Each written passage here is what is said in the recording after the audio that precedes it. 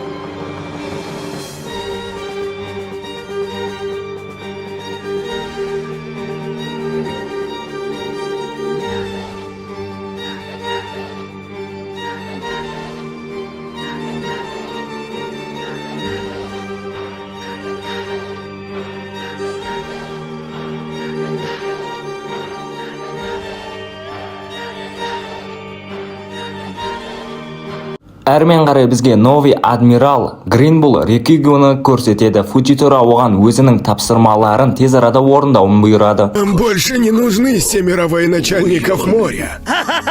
Фуджитора бұл Гринбулға Вегапанк Нобидан қарулар жасап жатыр, тез арада көзін құртуымыз керек десе, бұл маған олардың айтқандары еш нәрседе қызық емес дейді. Қала тұрғындары болса Новидан келген қызды түсіріп әлек. Сабо болса өзінің отбасындағы мүшелер оның орнына жаңадан адам тапқандығын көреді. Әрмен қарай бізге Сабо, Луфи және де Эйстің кішігірім өмірлерін көрсетеді. Сабо мен Эйс болса жаңадан кеме құрастырамыз дейді, ал Луфи ағашқа шыға алмай әлек. Бұл үшеуі бір-бірлеріне мәңгілік дос боламыз деп серт береді. Сабоның әкесі болса Эйс, Луфи, Сабо үшеуі ойнап жатқан жерінен алып кетеді. Үйге келген кезде Сабоның орнына басқа бала тұрғандығын көреді, Сабоны түрмеге апарып қамап тастайды. Бұлар тіпті Сабоға аяушылықта танытпайды, кішкентай бала екендігіне қарамастан. Этот город воняет хуже, чем серая свалка. Стыдно быть благородным. Они заставили сказать это ребенку. Драгон осылардың барлығын бақылап тұрып, болашақта Сабоны өзінің қолына алуға шешім қабылдайды. Драгон Сабоны өзінің оң қолы етуге шешім қабылдайды. Луфи болса біз барлығымызда әлсізбіз, кейін бір-бірімізді қалай құтқарамыз деп уайымдайды. Не такой умный, поэтому не знаю, что на самом деле убило Саба. Но я уверена, это то, что лишает людей свободы. Сабо кетіп қалды, енді екеуміз де оған қарамастан өмір сүруіміз керек деп Луфиға айтады Эйс. Біраз жылдардан кейін Сабо мықты болып өскеннен кейін барлық әскерлерді қырады. Осы островтың ханзадасы болса үлкен рибалюдейді көріп қорқып кетеді, және де бұндай технологияны көрмегеннен кейін шок болады. Слишком высоко, страшно как! Бұл островтың ханзадасы барлығына да жалып жасайды. Егерде мен өліп қалсам ше, бұндай технологияны әлі өмірімде де көргенім жоқ деп барлығының да басын дауға қалдырады. Олар аман есен ұшып бара жатқаннан кейін Тенрюбито жаққа қарай есік ашылады да сол жаққа қарай кіріп кетеді. Островтың ханзадасы болса екінші әлемге өткендей таң қалады, және де барлық халықтың көзінше мен осы жерде қалғым келеді, сендермен өмір сүремін деп айтады. Мое, они боятся современных удобств. Тупые рыбы. Рибалюдейдегі адамдарға бұл Тенрюбито жақтың үйлері қатты ұнайды, және де осы жақтағы адамдардың әлі қаншалықты түрмеде жатқан күйлерін көрген жоқ. Әрмен қарай Тенрюбито әдемі русалканы көргеннен кейін өзінің коллекциясына қосқысы келеді. Содан кейін русалкаға барлық халықтың көзінше ұсыныс жасайды. Мына 3 баланың біреуін тез арада таңда дейді. Из вас мне не нравится. Что? Ағасы болса халық тұрғындарын сабырға шақырады. Егерде тез арадана біреуіне үйленбейтін болсаң біздің басымыз дауға қалады деп русалкаға түсіндіреді. Виви болса Леонардоны бағындырып алды. Әрмен қарай бізге Виви мен Луфидің крокодайл жайлы әңгімесін көрсетеді. Виви крокодайлдан қорқамын деген сөзі. И мы не друзья. Луфи сонда да еш нәрсеге қарамастан Вивиді ұрып жібереді.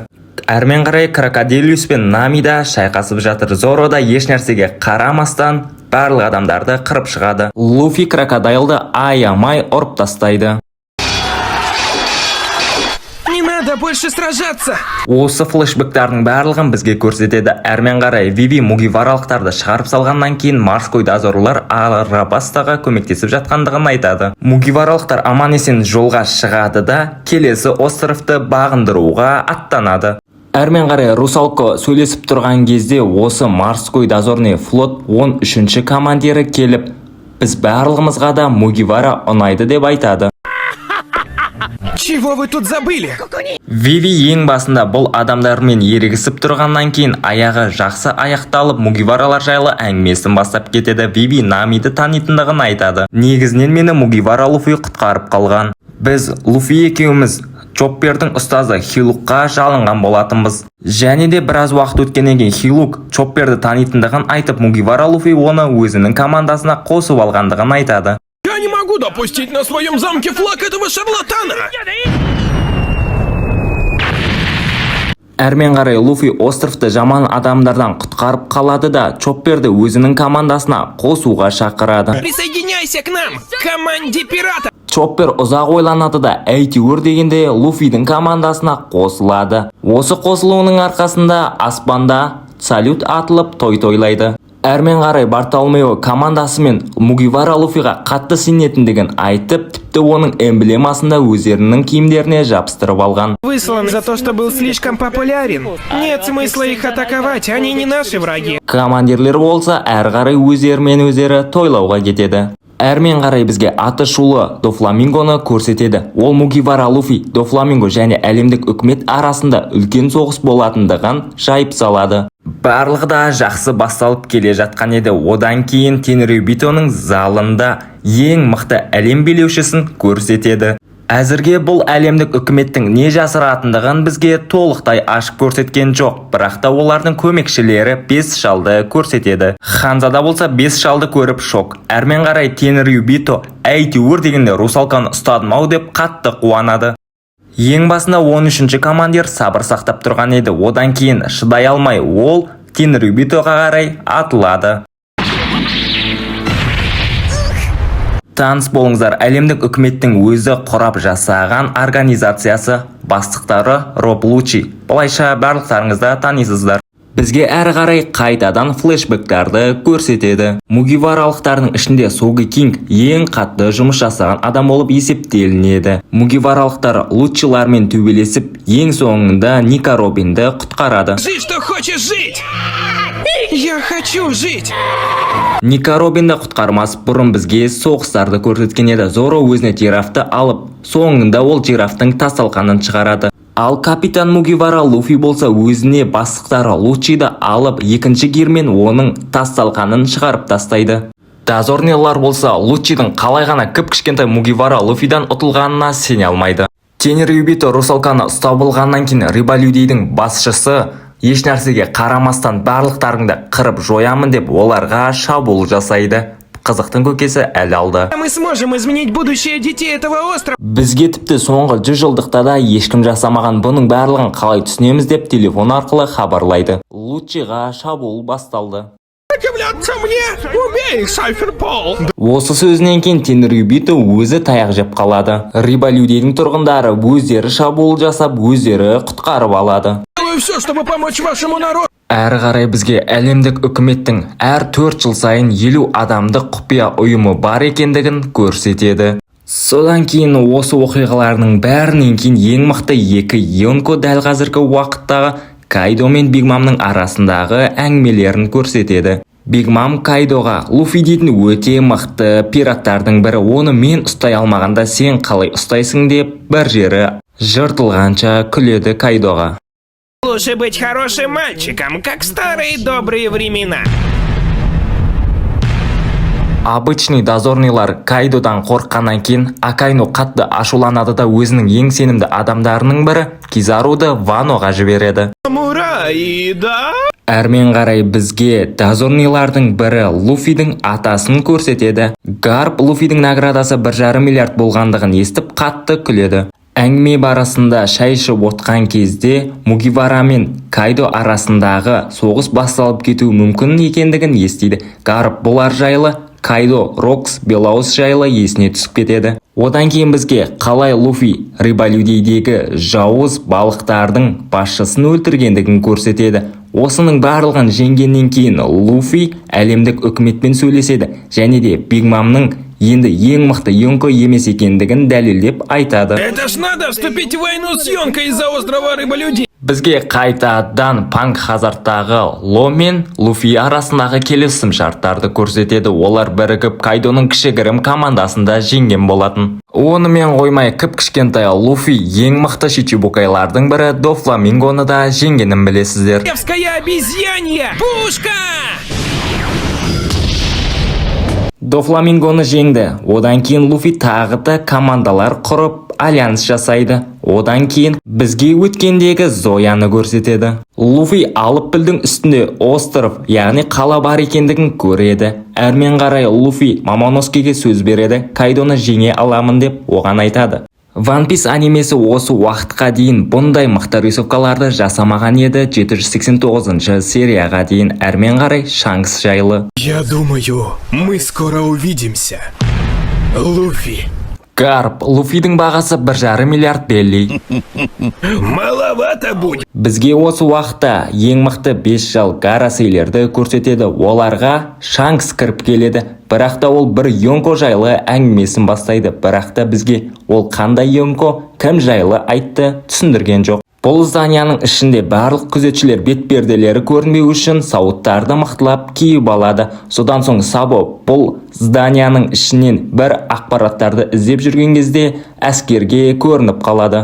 Сабо әйтеуір дегенде қашып құтылады. Русалканың басшысы оларға әңгімесін айтып бастайды. Рибалюдедегі адамдар әңгімелерін бастап жатыр. Мына жақта Сабо қайтадан қиындықтарға тап болып күзетшілермен ерегісіп төбелесін бастап кетеді. Сабо күзетшілердің барлығын оп-оңай жеңеді де терезеден секіріп қашып кетіп, Варонның, яғни қарғаның үстіне мініп кетіп қалады. Ақпараттардың барлығын жинап үлгереді. Мына сценарийін негізінен айтқым келмеген еді, өте аянышты. Тенрюбито адамдардың барлығында құл қылып жүргендігін көрсетеді. Тенрюбито өте жауыз, адамдардың ешқайсысында аямайды. Как его родственничек Хоуминг, спустившийся 30 лет назад. Семейка Дон Кихот совсем сумасшедшая. Кума Тенрюбитоға ұсталып қалған баяғы Шичибукай драгонның адамдарының бірі. Және де бұның өткен кезінде Зоро бұны да жеңе алмағандығын жақсы білеміз. Зоро әйтеуір дегенде Кумадан құтылдым-ау деп отқан кезінде басына тағы да проблемалар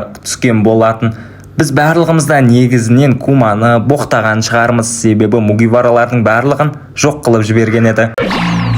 Соңғы моментте де тіпті Луфиді да жоқ қылып жібереді. Әрмен қарай Маринфордтағы соғыс. Кума Шичибукайлыққа өз еркімен барғандығы айтылады. Не помнит ничего из того времени, когда был человеком. Теперь он просто монстр, который выполняет приказы мирового правительства. Бізге Маринфордтағы соғыстан кейін қайтадан Фрэнки мен Куманы көрсетеді. Фрэнки Куманың аянышты түрін көріп, Мугивараларға Куманың жақсы адам екендігін түсіндіреді. Бартоломью Кума оказался нашим самым главным союзником. Сабо өзінің жақын досы Куманың осындай жағдайда тұрғандығына шыдай алмай, оны құтқаруға аттанады. Бірақ ол құтқаруы сәтсіз болады. Тіпті Боннидің өзі де Кума үшін кек алатындығын айтады. Кумаға қатты жаным ашиды. Не один такой, мы чувствуем то же самое. Одан кейін революционная армия Мугиваралықтарды қалай құтқару жолын іздейді. Онымен қоса жалғыз Мугивара Луфи емес, адмиралдардан да қалай құтылу жолын іздейді. Луфи Маринфордта Эйстан айырылғаннан кейін қатты психикалық соққы алған болатын. Джимби Луфиді қатты қолдап, болашақта сен ең мықты адам боласың деп мотивация береді. У меня еще есть мои друзья. Луфи Джимбейдің осы сөзінен кейін өзіне мотивация алып командасымен қайтадан кездесуді көздейді. Командасы да қарап отырмай Луфимен кездесу үшін бәрін жасайды. Брук болса ең мықты әншілердің бірі болған. Нами өзінің навигаторлық қызметінде мықты кірісетін болған. Ал Зоро өзінің волясын көтеру үстінде. Мугивара Луфи Редлайн және Гренлайн жақтардан да өткен болатын. Әрі қарай ақсүйектер өзара Мугивара Луфи жайлы талқылайды. Мугивара Луфи қалай ғана Биг Мамға атака жасады, ол ең мықты йонколардың бірі ғой деп таңғалады. Уверена, вы все проведете с пользой. Прошу почтения! Ақсүйектер өзара әңгімелерін жалғастыра берсін. Бізге одан кейін Имсама және де 5 жал, яғни гарасейлерді қайтадан көрсетеді. Бұл 5 гарасейдің де күшін сіздер мангадан көрген боларсыздар, ал Имсаманың күшін толықтай бізге көрсеткен жоқ. Бұлардың мақсаты Луфидің көзін құрту. Әрмен қарай Накамамуши өзінің командасын Марко дәрігерге алып келеді. Одан кейін Накамамушидің командасы қала жаққа емес таудың арғы жағына қарай бару керектігін естиді. Ол жақта Марко дәрігер барлығында емдеп жатыр. Феникс Марко өзінің фруктысын өте жақсы қолданушы кейіпкерлердің бірі. Феникс Марконы танымайтын адам жоқ шығар. Сіздер бұны тіпті Маринфордта көрген боларсыздар. Белаустың оң қолы ең мықты пираттардың бірі деп айтсақ та болатын шығар. Марконың капитаны Белаус таспен ұрғанда аспен ұр дегенді жақсы қолданады. Тіпті оған баласы шабуыл жасаса да оны кешіреді. Скват Белаусқа шабуыл жасаса да Эйспен қайтадан достасады. Ал Эйстің биологиялық әкесі негізінен Голди Роджер. Белаус өзінің фруктысын қолданып Маринфордтың тасталғанын шығарып жатқан кезде Эйс Белаусқа өзінің осындай әкесі бар екендігіне рахметін айтады. Конечно, да! Барлығы жақсы басталып келе жатқан еді. Черная Барада өзінің командасымен келеді де жартылай өлік Белаусқа шабуыл жасайды. Белаустың да жас кезін көрсетеді. Мечтал только об одном. О семье. За семью. Белаус сильнейший человек болғаннан кейін Черная Барада Белаустың фруктысын өзіне алып алады. Тичта енді 2 фрукты.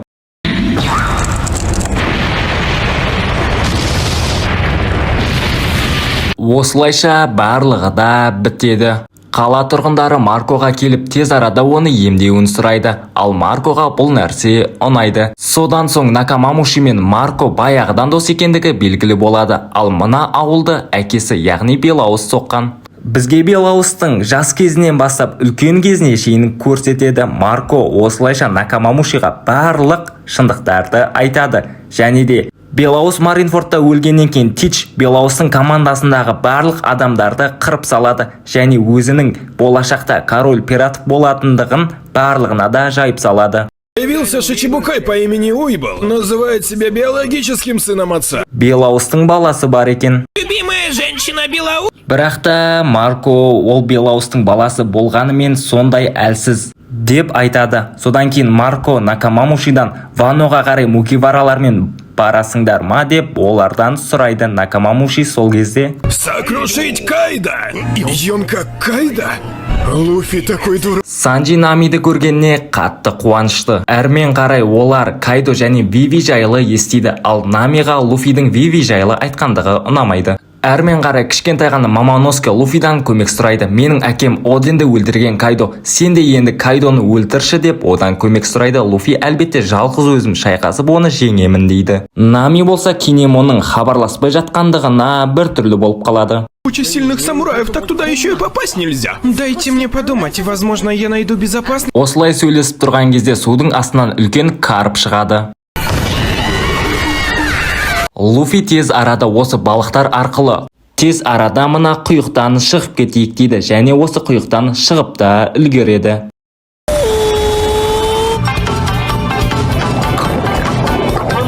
Луфи осындай әдемі әуенді естіп оянып кетеді. Міне Ваноға да келдік. Ванода ең бірінші Зороны, одан кейін құрылысшыларды көрсетеді. Құрылысшылардың бірі Фрэнкиден мына үйді соққан сен ба деп сұрайды. Да, это был я!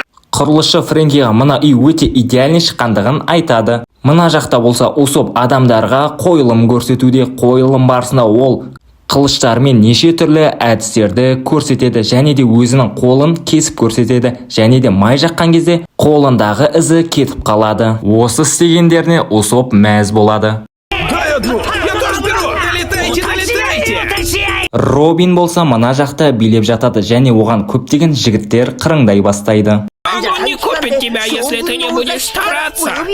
Ника Робин, Мугивараның мүшесі. Әрмен қарай Зоро шыққан кезде оған бір самурайлар шабуыл жасайды. Зоро да қарап қалмайды. А ну постой. Екеуі сөйлесіп тұрған кезде оларға бір адамдар келіп қалады. Пошел туда. Арестовать! Зоро енді шайқасайын деп жатқан кезде Кинемонның айтқан сөзі есіне түсіп кетеді. Вано да ешкімен шайқаса бермей бір жерлеріңді қысып жүріңдер деп айтады. Усоп болса Зороны әлі кездестіре алмай жатыр. Оның бір қиындықтарға тап болмаса екен деп Құдайдан тілейді. Одан кейін мечниктер Зородан өзіңнің бір скилліңді көрсет деп айтады. Білесің бе, Зоро, менің қолымдағы мына қылыш ең мықты қылыштардың бірі, ал сен өзіңнің қылышыңды көрсет деп сұрайды. Не мог разграбить могилу 23 года назад. Ты украл его у настоящего похитителя? Мыналар біздің Зоромызға қылышты тығайын деп жатыр. Зоро да ашуға булығып кетеді. Ты и есть уличный убийца.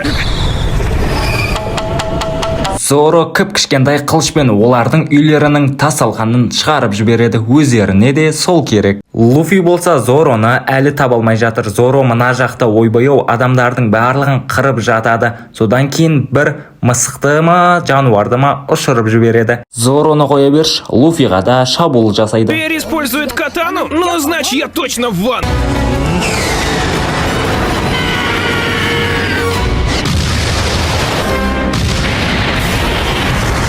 Одан кейін Луфи кемесіне бір жануардың ұшып келе жатқандығын байқайды. Собакале. Мына екі жануар болса Луфидің дәл кемесінің алдында шайқасып жатады, ал Луфиға олардың шайқасып жатқандары түкке де қызық емес. Оған керегі командаластарының барлығы да қайда кетіп қалғандығы. Чоппер мынандай тұйықтан шыға алмай қаламыз ба деп қатты жылайды. Санджи, как ты можешь? Санджи болса барлықтарыңда мықты тұрыңдар, мен сендерді құтқарамын десе, Брук та жағаласып оларды құшақтап алады. Әрмен қарай Луфи өзінің қалай судың астына кетіп қалғандығын есіне түсіреді. Оған 8 аяқ кедергі келтіреді де 1,5 миллиардтық Луфи судың астына кетіп қалады. Ал мына жақта Зоро болса әлі де ваннодағы адамдармен шайқасуда. Акули! Торнадо!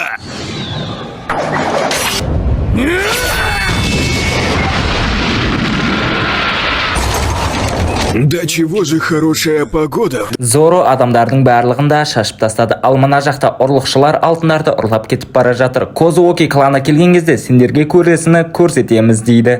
Ұрлықшылар қашып кетеді. Әрмен қарай Луфи кемесінің жанында жайбарақат тұрған кезде оларға пираттар шабуыл жасайды. Бұлар немене сонда Луфиді танымайды ма деген өзіме ой келді. На екі жануар Луфидан қатты кешірім сұрайды, өйткені есіріп кеткендері үшін, ал кішкентай қыз ашулы. Луфи кішкентай қызды құтқарып қалғаннан кейін кішкентай қыз қатты қуанады да Луфи екеуі дос болып кетеді. Луфи кішкентай қызымен жақсы таныс болғаннан кейін қасындағы жануарлар да күледі. Сөйтіп Мугивара Луфи өзіне жақсы кішкентай қызбен танысып алады. Енді Ваноны аралайық деп кетіп қалады. Меня зовут Атама. Мугивара Луфи кішкентай қыздан неменеге ана адамдардың артынан қуып жүрсің деп сұрайды. Кішкентай қыз қатты ашуланады да, олар біздің барлық алтындарымызды ұрлап жүр, оларды тез арада ұстауымыз керек дейді. Позволь мне отплатить тебе тем же. Луфидің кемесін жасыруға көмектеседі. Әрмен қарай Луфи екі жануарды алып алады да кішкентай қыздан мына жақта үлкен аңдар бар ма деп сұрайды. Мечтаю стать очаровательной кунойчи. Чё? Луфи кішкентай қыздың үйіне барып күріш жеп, қарнын тойдырып алады. Одан кейін кішкентай қыз Мугивара Луфидің осыншалықты тамақ жеп қойғанын көреді. Луфи кішкентай қыздан тағы да тамақ бар ма деп сұраған еді, бірақ ол оған ешқандай да тамақтың жоқ екендігін айтады. Осылай Мугивара Луфи демалып жатқан кезде кішкентай қыздың ұстазы үйге қарай кіріп келеді. Ты еще кто такой? Ұстазы ешқандай да күріштің жоқ екенін көріп қатты ашуланады. Ей Мугивара Луфи, сен не күріш жеуді де білмейсің бе? Бұндай күрішті біз тіпті бір аптаға да жеткізетіміз, ал сенің жеп қойғаның мынау деп қатты ашуланады. Негізінен Мугивара Луфиға берген күрішті кішкентай қыз өзіне алған екен, ал ол аяп Луфиға берген. Как ты посмел съесть его? Останови! Кішкентай қыз жүгіріп келіп, негізінен бұл Мугивара Луфи мені құтқарып қалған, сол себепті де оған өзімнің күрішімді бердім. Кайдоның фабрикасының кесірінен есімді жоғалтып алған едім. Әрмен қарай ұстазы Эйш жайлы әңгімесін айтады. Эй, Сумер! Осы сөзінен кейін қыз қатты таңғалады да, қыздың ұстазы сен бұндай сөзді қалай ғана айтуға дәтің барды деп Луфиға ұрсып тастайды. Она не ждала, он не вернется. Қыздың ұстазы Луфимен ұрса бермей, одан да онымен жақын сөйлесу керектігін түсінеді. Және Луфи одан осы Вано жайлы сұрайды. Негізінен бұл Вано дейтін ең керемет островтардың бірі болған, бірақ та Кайдо мен оның командасы келіп барлығын да бүлдірді. Ауыл тұрғындарының барлығын қырып өздері билеп алды. Біз ол Кайдоның әскерлерімен 4 жылдай шайқастық. Сол 4 жылдан кейін біз барлығымыз да Кайдодан ұтылған болатынбыз. Бізді ол жаман адамдардан Эйс құтқарып қалған болатын. Сол Эйстің арқасында ет жеп, өзімізді жақсы деңгейге шейін көтерген болатынбыз деп айтады. Ты наелась? Осы сөздерден кейін Луфи қызды жақсы көріп кетеді және Эйс оның ағасы екендігін біледі. Әрмен қарай самурай Луфиға өзінің кереметтей киімдерін кигізеді. Луфи болса Эйстің өлгенін енді есіне алмаймын деп, мықты боламын деп сөз береді. Луфи самурайский киім кигеннен кейін өзін жақсы сезінеді. Глянь, что у тебя там? Луфи өзіне керемет қылыштардың біреуін алады. Бұл қылыштардың да өздерінің аттары бар. 50-ші Оведе Займан, 21-ші Оведе Займан және де 12-ші Оведе Займан. Ұстаз бен Луфи жүгіріп бара жатқан кезде ұстазы құлап қалады. Одан кейін қыз бен Луфи әрмен қарай жолдарын жалғастыра береді. Қыз Эйсті есіне алып қайтадан жылайды. Луфи оны тоқтатады. Эйс не вернется. Каждый знает о Великой войне. Қыз айтады, 4 жыл бұрын маған Эйс қайтадан ораламын деп сөз берген және де өзінің командасына қосамын деп уәде берген деп айтады. Если ты станешь очаровательной Кунойчи или что-то подобное, я возьму тебя с собой. Қыз Луфидің айтқан сөздерінен кейін Эйстің ешқашанда оралмайтындығын түсінеді және де жанына қатты батады. Қала тұрғындары болса бастықтарының мынандай фабрикаға шыдай алмайтындықтарына наразы болады. Қала тұрғындарынан кейін бізге Зороны көрсетеді. Зоро ет жеп отқан кезде волясын қолданады да оларға біреудің келе жатқандығын байқайды. Зоро бұлардың жау екендігін түсінеді де олардың барлығын қырып тастайды. Ал самурайлар бұның мықты Зоро екендігін түсінбейді. Қыз болса Зороға өте үлкен алғысын айтады, себебі жаулардан құтқарды. Стоит. Я просто хотел их Луфи алыстан Зороны танып қояды. давно не видел.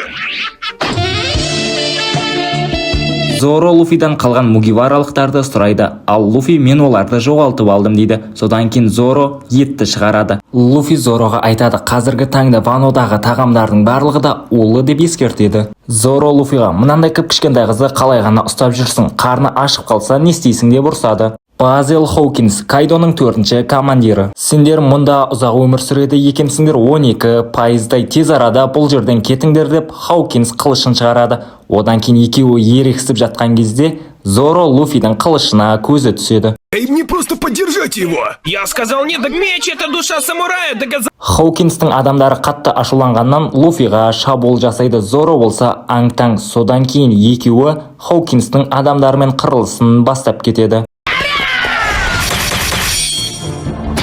Бір адам жерді ортасынан қақ бөледі де мугиваралықтарға шабуыл жасайды. Луфи болса жылдам болғаннан кейін еш нәрсе де істей алмайды Луфиға. Бір жануар Хоукинсқа қарай ұшып бара жатқан кезде оны смела атып түсіреді. Луфи жануарға қатты жаны ашып кеткеннен кейін Зоро мен Луфи оларға шабуыл жасайды. Сөйтсе Хоукинстің қасындағы тұрған адамдарының барлығы да қуыршақ болуы мүмкін. Хоукинс бұлардың барлығында оңай басқара алады. Әрмен қарай бізге Хоукинстің кішігірім күшін көрсетеді. Ол қуыршақтар арқылы. Хоукинс көп ойланып Луфи мен Зороны жеңе алмайтындығын түсінгеннен кейін одан да келіңдер, карта ойнайық, карта арқылы мен сендерді жеңетін боламын деп оларға айтады. Вернутый шут. Егерде карта керісінше түскеннен кейін ол адамға жағдайы қиын болады және де шабуыл жасауға аттанады. Одан кейін мугиваралықтар мына бәлемен сөйлесіп тұра бермей одан да мына қызды құтқарайық деп жедел жәрдемге қарай кетіп қалады. Кішкентай қыз күні бойы тамақ жемегеннен кейін әлсіреп қалған. Луфидің артынан келмей жатқан жауларды көрген Луфи қайтпай оларға да шабуыл жасайды. Әйтеуір дегенде Хоукинстің мақсаты орындалып ең мықты әскерлерінің бірін шығарады. Не умирай, Тама! Әрмен қарай Зоро өзінің кереметтей күшін көрсетеді. Зоро жалғыз өзі Хоукинстің әскерлеріне қарсы тұрады, ал Луфидің жануарлары болса әлсіреп қалған. Зоро сонда да төзімділігі мықты болғаны соншалық Хоукинстің әскерлерін сонда да қырамын деп қоймайды. Шипы?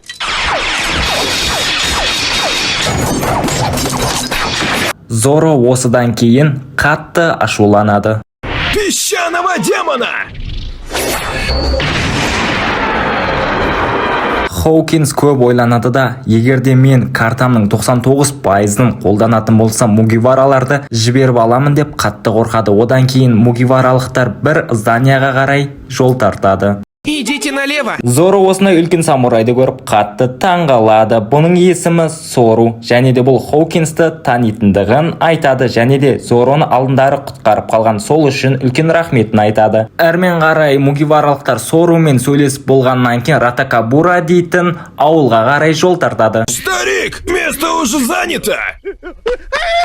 Әрмен қарай алып самурай Котикуға подкат етеді, яғни қырыңдайды. Егерде маған тұрмысқа шығатын болсаң, көптеген пельмендерді жеп бақытты боласың дейді. Ал Котику оның ұсынысынан бас тартады. Луфи одан көмек сұраса, Зоро: Твоя жирная задница загораживает. Пшел нахрен. И почему я должен это делать? Алып самурай Зороның осындай сенімділігін көреді де қатты қорқып кетеді. Ал мына жақта Лоның командаластары мугивараларды көріп оларға Ты бармақшы только болады. панику создашь своим внешним видом. Бізге Трафальгар Лоны көрсетіп болғаннан кейін ең мықты существо тіршілік иесі Кайдоны көрсетеді. Бұл да ең мықты еңкі, алдағы уақытта таныса жатармыз. Зоро Котикумен сөйлесу барысында оны жақтырмай қалады. Кішкентай қыз өз-өзіне келеді. Я чувствую себя лучше. Сору кішкентай қызға: сен көптеген улы сусындарды, тамақтарды жеп қойдың, енді ваннодағы ешқандай суды ішуші болма деп ескертеді. Кішкентай қыз жүгіріп барып ішпекші болған кезде Сору оған: мен саған енді айттым ғой, ешқашанда ішуші болма деп ескертеді. Сору мен кішкентай қыз ерегісіп жатса да, кейін Соруға кішкентай қыз рахметін айтады. Одан кейін екеуі ұрысып қырылыс болғаннан кейін Зоро мен Луфидің қасына барып тамақтанып алады. Оны қоя берші, сол кезде кішкентай қыздың туған күні екен, және де ол тамақтанып алады да, бұл менің өмірімдегі ең бақытты күн деп айқайлайды. Әрмен қарай кішкентай қыз ұйықтап қалады да, Луфидің ойына Кайдо келеді. Содан кейін екеуі қалайда болсын Кайдоға барамыз деп жоспарлайды. Және де Луфи мына жақта өзінің шынайы есімін айтпауы керек, айтатын болса бастары бәлеге қалады. Я Луфи Тара. Гоза. Одан кейін әңгіме барысында Сору бұларға бір эмблеманы көрсетеді. Бұл Козуоки Оден жасап кеткен екен 20 жыл бұрын әрине. Әрмен қарай осының барлығын құртқан Кайдо. Сору мугиваралықтарға әңгіме айтып тұрған кезде оларға бір қарақшы шабуыл жасайды. Зоро оны құтқарып қалады. Ал шайқас басталады. Зоро мен Луфи бұндай чортский ударларды смело ұстай алады. Реакцияларында қараңыздаршы, өте мықты. Луфи мен Зоро шайқасып жатқан кезде бағалдегі қарақшы кішкентай қызы ұрлап қашып кетеді. Братик! Чорт қарақшы өзін Луфиларды алдап кеттім деп мәз боп бара жатқан кезде артынан сары қыз қуады да олардың тас талқанын шығарып тастайды. Луфи да жаны келіп кетіп оны ұрады. Сары қыз айтады: біздің әлі басымыздан проблемамыз кеткен жоқ. Бұл островта Хоукинс, Холдин және Спит дейтін 3 мықты пираттар бар екендігін айтады. Сары қыз олар жайлы қайдан біледі? Түсініксіз, олар жайлы бізге айтып та түсіндірген жоқ. Зоро Бакура дейтін ауылға жетіп үлгереді, және де алып самурай сары қыздан: неліктен маған үйленбейсің, мені жек көресің бе деп сұрайды. Себеп жоқ. Хватит беспокоиться ни о чем, иди. Алып самурайдың қасындағы адам оған: егерде сен сары қызды өзіңе алғың келсе, оның отбасын қыр, үйін алып ал, барлық жағдайының бытышын шығар, содан кейін ол сені ұнатады деп ақымақ ойларын айтады. Алып самурай да тупой, қасындағы досы да тупой секілді емес, прям тупой ғой. Одан кейін алып самурай өзін батыр сезініп кетеді де кішкентай ғана адамдарға, яғни қала тұрғындарына тисе бастайды. Кішкентай қыз арыстанның алдына тұрған кезде Холдум жетіп келеді де кішкентай қызға тез арада кет деп айтады. Работай над выносливостью, тупиц! Алып самурай өзіне ешқандай да ударды тигізбеймін деп ойлаған еді, бірақ та таяқ жеп қалып жерге аямай құлайды. Одан кейін онымен қоймай кішкентай қызға: сенің фруктың қандай, соны көрсетші дейді. Содан кейін фруктысын көрсетсе, тез арада маған көмектессе оған жалынады. Кішкентай қызың қолданбаған себебі ол жануарларды қатты жақсы көреді. По-твоему, я совсем дурак? Қыз осындай қатты дауыстан қорқып кетеді. Одан кейін не істерін білмей, самурайдың айтқан сөзі есіне түсіп кетеді. Сенің фруктың сондай керемет, қанша қорықсаң да ешкімге көрсетпе дейді. Кішкентай қыз болса қорыққаннан қатты Луфи аға деп айқайлайды. Луфилар болса жете алмай келе жатыр, бірақ та воротаның алдында күзетшілер қоршап алған. Беппо осының барлығын бақылап тұрып Трафальгар Лодан көмек сұрайды. Луфи қатты айқайлап, мен келіп тұрмын, тез арада шық деп айқайлайды. Қасындағы қызы оны тоқтатады, себебі егерде қатты айқайлайтын болсаң, сен олармен шайқасуыңа тура келеді дейді. Луфи болса, еш ойланбастан смело королевский волятын қолданады. Мугиваралықтар пираттардың барлығын смело құлатып түсіргеннен кейін қалаға басып кіреді. Сары қыз болса қатты уайымдайды, себебі бұндай жерге екінің бірі кіре бермейді. Себебі бұл Кайдоның торговый центрі болып саналады. Сары қыз армен қарай қатты уайымдап жатқан кезде Луфилардың үстіне бір алып самурай келіп түседі. Және де оны смело ұстап алғаннан кейін бұл жақта да қызық бар екендігін біледі. Менің атым Урашими, мен ең мықты сумайспын. Кез келгенің келіңдер, ешқайсың ұтамайсыңдар деп айтады. Урашими сондай семіз және де мықты болғаннан кейін оларды бір қолмен ақ жан-жаққа шашып түсіреді. Олар құлап қайтадан тұрады да Урашимиға қайтадан шабуыл жасайды, бірақ іске аспай қалады. Одан кейін бұл сары қызы көреді де мені қолдауға келді деп ойлайды. Любит самью Кодзуна! Это великая новость! А его жена? Хочу быть на ее месте! Мугиваралықтар болса аң-таң. Луфи қатты ашуланады да, жолымнан былай тұрыңдар, ең мықты бостарыңды шақырыңдар дейді. Қала тұрғындары болса, сен әлсізсің ғой, жолыңыздан тұрмаймыз дейді. Кішкентай сумайцтар да қоймай сары қызды алып көтеріп жүреді, ал оған ұнамайды. Она не просто прислуга в чайном доме. Я есть самурай. Осы сөзінен кейін алып сумайс тұрады да қатты ашуланады. Сендер мені қолдауға келген жоқсыңдар ма? Енді сендер бұнда тұрасыңдар ма? Тұрмайсыңдар ма? Мұның барлығын мен шешемін, түсіндіңдер ма? Деп барлығына да айқайлайды. Осы сөзінен кейін сары қыз қатты ашуланады да ең алып сумайсқа шабуыл жасайды. Шабуыл жасау барысында сумайстың шашын кесіп түсіреді. Одан кейін ол қатты ашуланады да сен мені жақсы көрмейсің, сен мені сатып кеттің деп сары қызға ол шабуыл жасауын бастайды. Қыз қатты қорқып тұр. Сумайс болса оны ұстайын деп жатыр. Дәл сол кезде біздің Мугивара Луфиміз келеді де онымен тіресіп қалады. Келесі бөлімдерде кездескенше. Әрмен қарай Луфи алып самурайға шапалағын беретін болады. Досукой!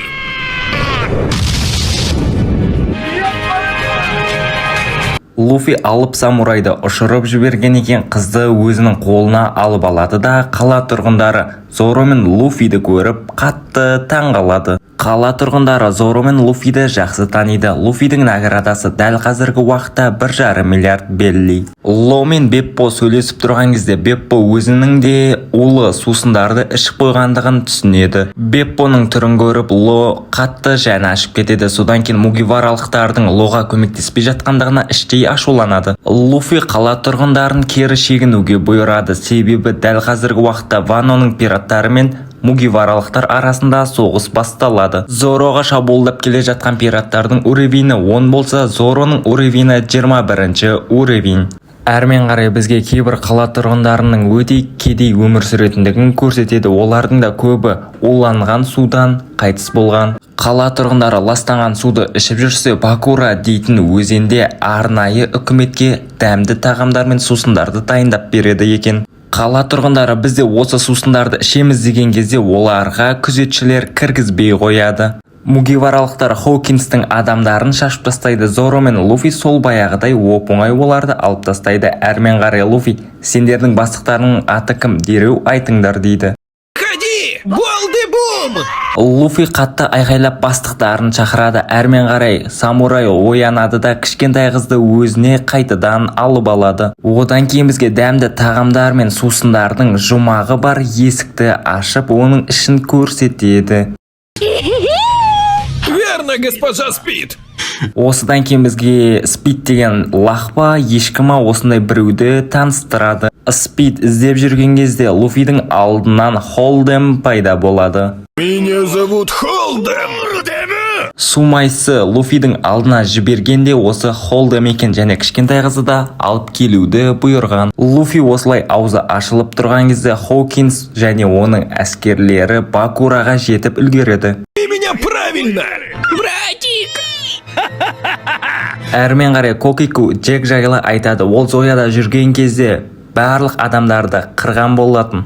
Мугиваралықтар болмаған кезде біз Джекті жеңе алмайтын едік деп оларға да рахметін айтады. Хоукинс Бакураға жеткеннен кейін Хоукинстің алдынан Ло күтіп алады. Мына жақта болса мугиваралықтар үлкен тамақтарды көреді. Ал Ло болса қалайда болсын Хоукинстің жолын орап кетуге қажет. Луфи мен Зоро демалып тұрған кезде Луфи қатты ашуланады да герсіз самурайды ұрып тастайды және де қызды өзіне қайтарып алады. Луфи мен Зоро бастарына тағы да проблема алады да шайқасқа кірісіп кетеді. Сары қыз да қарап тұрмай оларға көмектесуге шешім қабылдайды. Барлығын жеңгеннен кейін олар кемені алады да қашып кетеді. Луфи кішкентай қыздың беті көгергендігін көреді де қатты ашуланып екінші герімен самурайдың быт-шытын шығарып тастайды. Өзіне де сол керек. Луфи Сумайсты жеңгеннен кейін кішкентай қыз оны Эйсқа ұқсатады. Луфи болса қасындағы тұрған жауларына егер де қимылдайтын болсаңдар мен сендерді өлтіремін деп ол да қашып кетеді. Кто вцепился в меня руками? Вперед, лошадка! Луфи Спидтің үстіне отырып алады да тез арада жүр дейді. Кішкентай қыз оған тамақ береді де Спидтан мәз болып Луфидің айтқанын орындап айтқан жеріне дереу барады. Спид бар жылдамдығын қосады да Луфиларды дереу жеткізіп тастайды. Әрмен қарай кішкентай қыз Луфидің қызыл соққысын Эйсқа ұқсатады. Ал Луфи болса кішкентай қыздың не айтқандығын естімей қалады. Нет ничего особенного. Мына жақта болса Хоукинс пен Ло ерегісіп тұрады да бір-бірлеріне атака жасайды. Хоукинс қасындағы тұрған барлық әскерлерін де Лоға жабылуға бұйырады, ал олар болса ұтылып қалады. Ло мен Хоукинс жалғыз қалады. Хоукинс болса Лоның толықтай күшін білмей аң-таң боп қалады. Мына жақта болса біздің мугиваралықтар ұрлап кеткен арбаның үстіндегі толы тамақтарға қарайды да оларды қарындары тойғанша жеп алады. Луфи осындай дәмді тағамдарды жеп алады да аспанға ұшып кетеді. Мына жақта Ло болса Хоукинстің әскерлерімен әлі де толықтай шайқасын аяқтаған жоқ. Хоукинс Лоны жеңе алмайтындығын түсінгеннен кейін оған осы Ванода абайлап жүр. Егерде Кайдо көріп қоятын болса мұрныңды бет қылады дейді. Мугиваралықтар тамақтарының барлығын алып кетіп бара жатса Ло оларға айқайлайды. Ты идиот! Лоның айқайлау себебі егерде Джек бізді көріп қоятын болса барлығымыздың да басымыз бәлеге қалады дейді. Ал мына жақта Луфиға ешкімде ешнәрседе қызықтырмайды. Қала тұрғындарына су алып келеді. Луфи да бақытты, қала тұрғындары да бақытты. Луфи жалғыз су емес, онымен қоса тамақтарды алып келеді. Баға легі нервқа тиіп жүрген пираттардың үстіне тамақтар мен суларды тастай салады. Қала тұрғындары осындай суды алып кеп бергені үшін Құдайға үлкен рахметін айтады. Мугивара Луфи мен кішкентай қыз бір-бірімен ұзақ уақыт өмір сүргеннен кейін бір-біріне бауыр басып қалады. Содан кейін бір-бірін қимайды. Хоукинс өзінің басшысымен сөйлесіп тұрған кезде мен Мугивара Луфиларды тоқтатуға тырыстым, бірақ олар біз ойлағаннан да мықты болып шықты. Кішкентай қыз Луфиға біз енді ешқашанда аш өмір сүрмейміз деп айтады. Тем, как покину эту страну, я сделаю так, что тут никто не будет голодать. Кішкентай қыз тағы да Луфидің осы айтқан сөздерін Эйсқа ұқсатады. Эйс та Луфи секілді. Кейін мен оралғаннан кейін Ваноны бұдан да әдемі қыламын деген еді. Барлығын жақсы аяқтағаннан кейін олар таудың төбесіне қарай шыққылары келеді, бірақ ол жаққа шығу да оңайға соқпайды. Луфи кішкентай қызды Спидтің үстіне отырғызады да оны қайтарып жібереді. Және де мугиваралықтарға ол үлкен рахметін айтады және қала тұрғындары да рахметін айтады. За корабль сокровищ! Мугивара Луфи адамдарға көмектескеніне қатты қуанышты, ал қасындағы қыз болса Мугивара Луфиларға сенеді, ал Трафальгар Лоға кішкене күмәні бар. Мугивара, ты будешь удивлен. Эй, скажи, что значит призраки?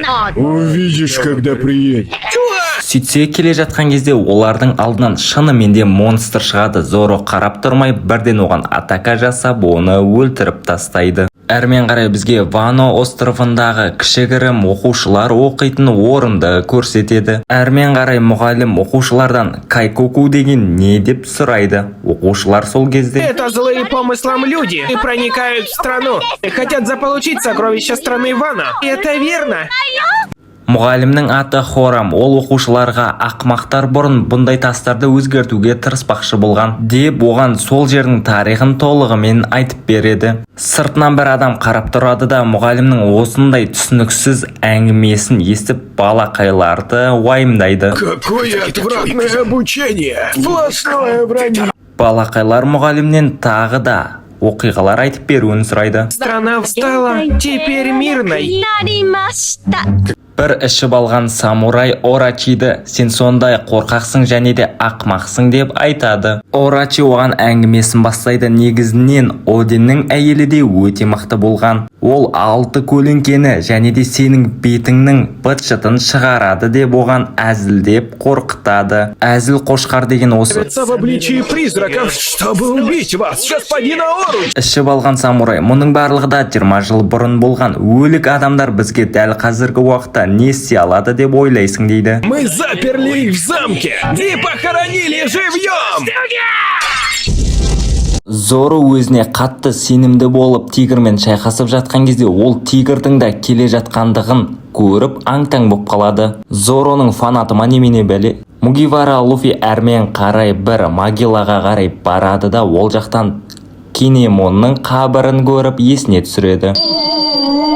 Что значит эти могилы? А ну говори, Трай! Мугивара Луфи мен Ло сөйлесіп тұрған кезде Кинемон аяқасты пайда болады. Жоқ болып кету себебі туалетте ұзақ отырып қалған екен. Ты вернулся!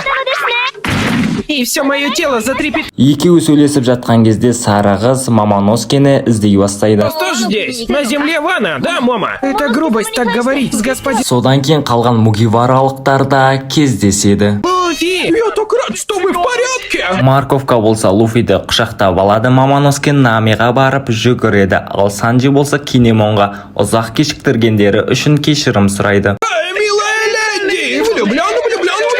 Хватит! Отойди от нее! Мугиваралықтар бір-бірлерін ұзақ көрмегеннен кейін ұзақ әңгіме айтып тұрып қалады. Одан кейін Кинемон оларды бір үйге апарады.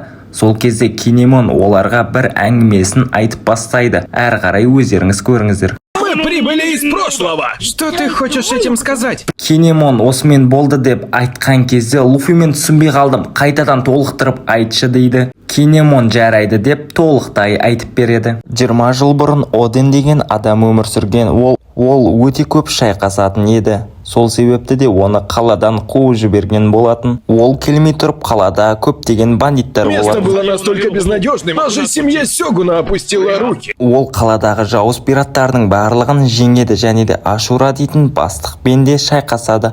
Оны смела жеңеді және де өзінің үйінде соғады. Жауыз бандиттарды жұмысқа салып оларды тәрбиелейді. Оден дайыма Кури дейтін титулға ие болады. Вот чего добился господин Оден всего 20 лет. Көп ұзамай қаладағы бандиттар үйлердің барлығын әдемі қылып тұрғызып тастайды. Қаладағы бұрынғы бандиттар Оденға келіп кешірім сұрайды. Себебі біз қаланы тонаған себебіміз барлығында тегін алуымыз мүмкін деп ойладық деп айтады. Ой, крутой! Он спас Кури. Осылайша Оден деген батыр осылай халықтың алдында мықтырақ болған және де ол біз білетін Акамамушиді да баққанын білетін шығарсыздар. Барлығы да жақсы басталып келе жатқан еді, бірақ та Кайдо дейтін монстр пайда болады да Оденнің тасталқанын шығарған еді. Өте жауыз. Господин Мамоноски! Отец! Мугивараларға бұл оқиғалардың ешқайсысы да ұнаған жоқ. Мамоноске болса талып қалуға сәл қалды. Көп ұзамай Вано отқа оранып жатқан кезде Кинемон қаладағы барлық тұрғындарды құтқарып алуға көмектеседі. Сол кезде ол Оденнің әйеліне барады. Оденнің әйелі оларға: мен Оденді кездестірмейінше бұл жерден кетпеймін дейді. Когда мы разделим с вами эту судьбу? Уходите в будущее. Оденнің әйелі оларға: өздеріңмен бірге Мамоноскені де ала кетіңдер. Олар айтқанды орындап дереу кетіп қалады және де Оденнің соққан үйі өртке оранып жатқандығы жандарына қатты батады. Және де бұл оқиғалардың барлығына Кайдоның қатысы бар. Әрмен қарай Мугиваралар Оденнің тұрған жеріне оларда барып көрмекші болады. Дәл қазіргі уақытта қала тұрғындарының басым көпшілігі кедей, ал Оденге шейін ешқандай да кедей адамдар болмаған еді. Остались люди, которые восхищались господином Оденом. Мугиваралықтар біз бұлардың барлығында жоямыз деп айтады. Ходзухи Мамоноски сама. 20 жылдан кейін олар Оденнің әйелі айтқан сөздің барлығы да шын екендігін мойындайды. Оденнің әйелі 10 көлеңкелі нәрсе жайлы айтқан еді. Қала тұрғындары болса жиналып Оден секілді адам біздің уақытта енді ешқашанда пайда болмайды деп айтады. Спустя 20 лет у нас есть союзники. Барлығы да мотивация алып, өздерінің басшысы Кайдоны құртуға аттанады. Кинемондар бұрындары да Кайдоға шабуыл жасамақшы болған еді, бірақ та оларда дұрыс навигатор болмағаннан кейін әр жерден адасып кете берген. Мамоноски, Канжоро, Кинемон үшеуі де үш жаққа қарай кетіп қалған. Не переживай за меня, Канжура! Мугиваралықтар Кинемонның осындай айтқан әңгімесін естіп шок болып қалады, және де Кинемон Ломен де кездескен екен. Мугиваралықтардың арқасында Лодан да құтылып үлгерген. Кинемон мен Мугиваралықтар сөйлесіп тұрған кезде олар альянс жайлы әңгімелерін бастайды. Содан кейін Кинемон біз енді Кайдоға қарсы әскер құрамыз дейді. Бірінші топ Мугиваралар, екінші Накамамушидің тобы, ал үшінші клан Одзуки. Біздің әскерлердің шамасы Кайдоға қарсы тұруға әлі жетпейді. Оның әлі қаншалықты монстр жауыз екендігін сендер білмейсіңдер. Біз енді Кайдоға қарсы шайқасу барысында өзімізге де бір кішігірім белгілерді орнатуымыз керек дейді. Және де әр топ әртүрлі белгілерді салып алады. Ешқайсың да уайымдамаңдар, мен бұл белгілер жайлы қала тұрғындарына өзім ескертетін боламын дейді Кинемон. Мен Фрэнкиді жақсылап қайық жасауға сеніп тапсырдым, ал сен Робин гейшаның рөлін жақсылап ойна деп айтады Кинемон. Одежда но дзюцу! Дон! Санджи Намидің дөсін көреді де оған қатты қызығып кетеді, ал Кинемон болса Намиға сен осындайды киюің керексің. Нами бұған қарсы болады. Одында кимейтін болсаң мен басқа біреуді шақырамын дейді. Вызывали меня! Она где-то по-другому! Мугиваралықтар аң-таң, ал бұл әйел болса өзін әлемдегі ең әдемі әйелмін деп санайды. Тіпті өзін Намидан да артық дегенде сөздері бар. Тимон, ты должен объясниться. Кунойчи бывают двух видов. Ну, если застегнуть, то нормально. Енді бізге ең атақты үш самурайды іздеу керек: Камават, Ашура Доджи және де Денджиро. Енді бізге көп сөйлей бермей тез арада Кайдоға қарсы шайқасты бастауымыз керек дейді. Усоп кейін бір адамда кездестіріп қалады да оны өзінің кішкентай кезінде ойнаған досына ұқсатады. Это же... Робин әйтеуір дегенде ісіне кіріседі. Барлығы да жақсы болып жатса, мен өзіме Орочиді шақырамын. Усоп пен Фрэнки сөйлесіп тұрған кезде Усоп: мен ең мықты атақты ұрылардың бандасын таптым, Шантамару. Привлекательность дам постарше.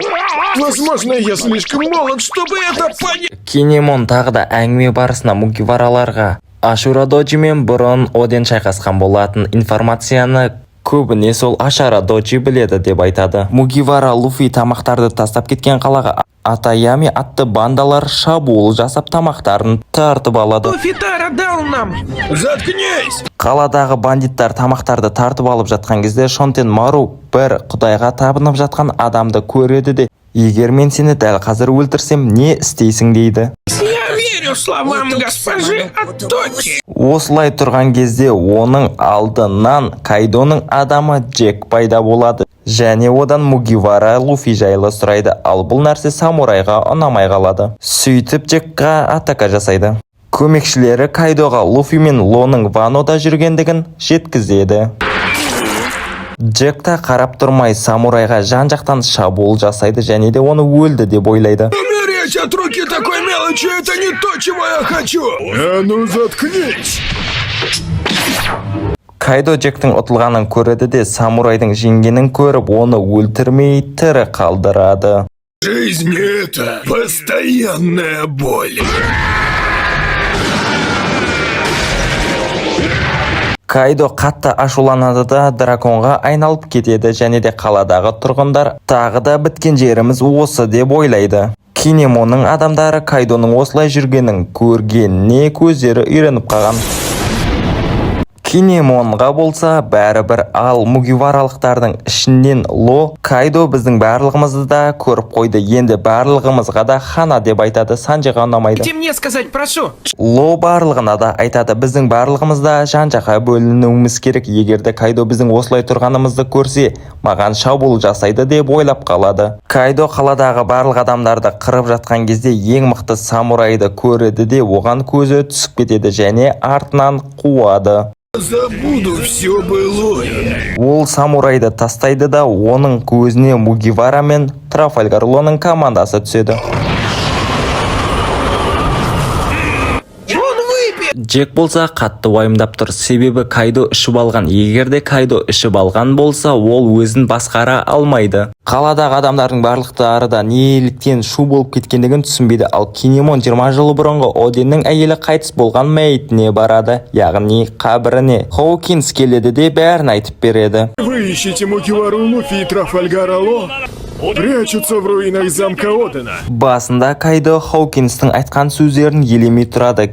Кейін оның айтқан сөздері шын ба, шын емес па екендігін білу үшін Оденнің қабір жағына қарай аттанады. Сол кезде мугивараларды көреді де оларға шабуыл жасауын бастайды Кайдо. Бегите, все! Дракарис! Кайдоның осындай кішігірім ударын көрген мугиваралықтар аң-таң болып қалады. Сол кезде Луфи мотивация жинайды да, ешқайсың шықпайтын болсаңдар, мен жалғыз өзім шығамын деп Кайдоға қарсы аттанады. Кайдо өзін ұстай алмай қалды. Осы сәтті Луфи сәтті пайдаланады да Кайдоға қарсы екінші, үшінші гермен атака жасайды. Кайдо смела жеңемін деп тұр.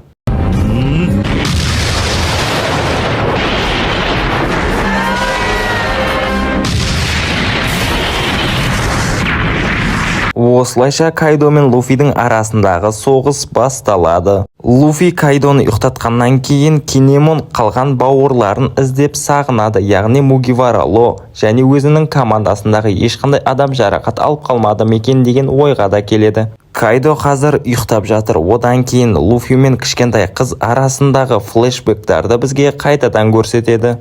Кішкентай қызың Луфимен танысқандығы ең алғаш рет Луфимен танысып бақытты болған кезі, ал Кинемон мен оның әскерлері болса Кайдоға дұрысынан атака жасамағандығына ашуланады.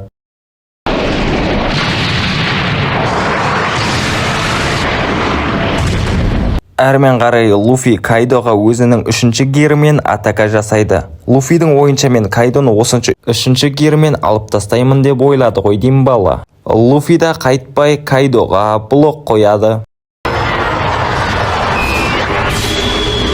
Луфи Кайдомен шайқас барысында кішкентай қызды есіне түсіреді, себебі Кайдо қаладағы адамдардың барлығында қырған еді. Кайдо одан кейін мынау болмайды дейді, өзінің жануар тектес кейіпіне оралады.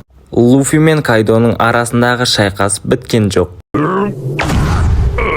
Луфи Кайдоның түрін көріп қашып кетеді де төртінші гермен ударлайды.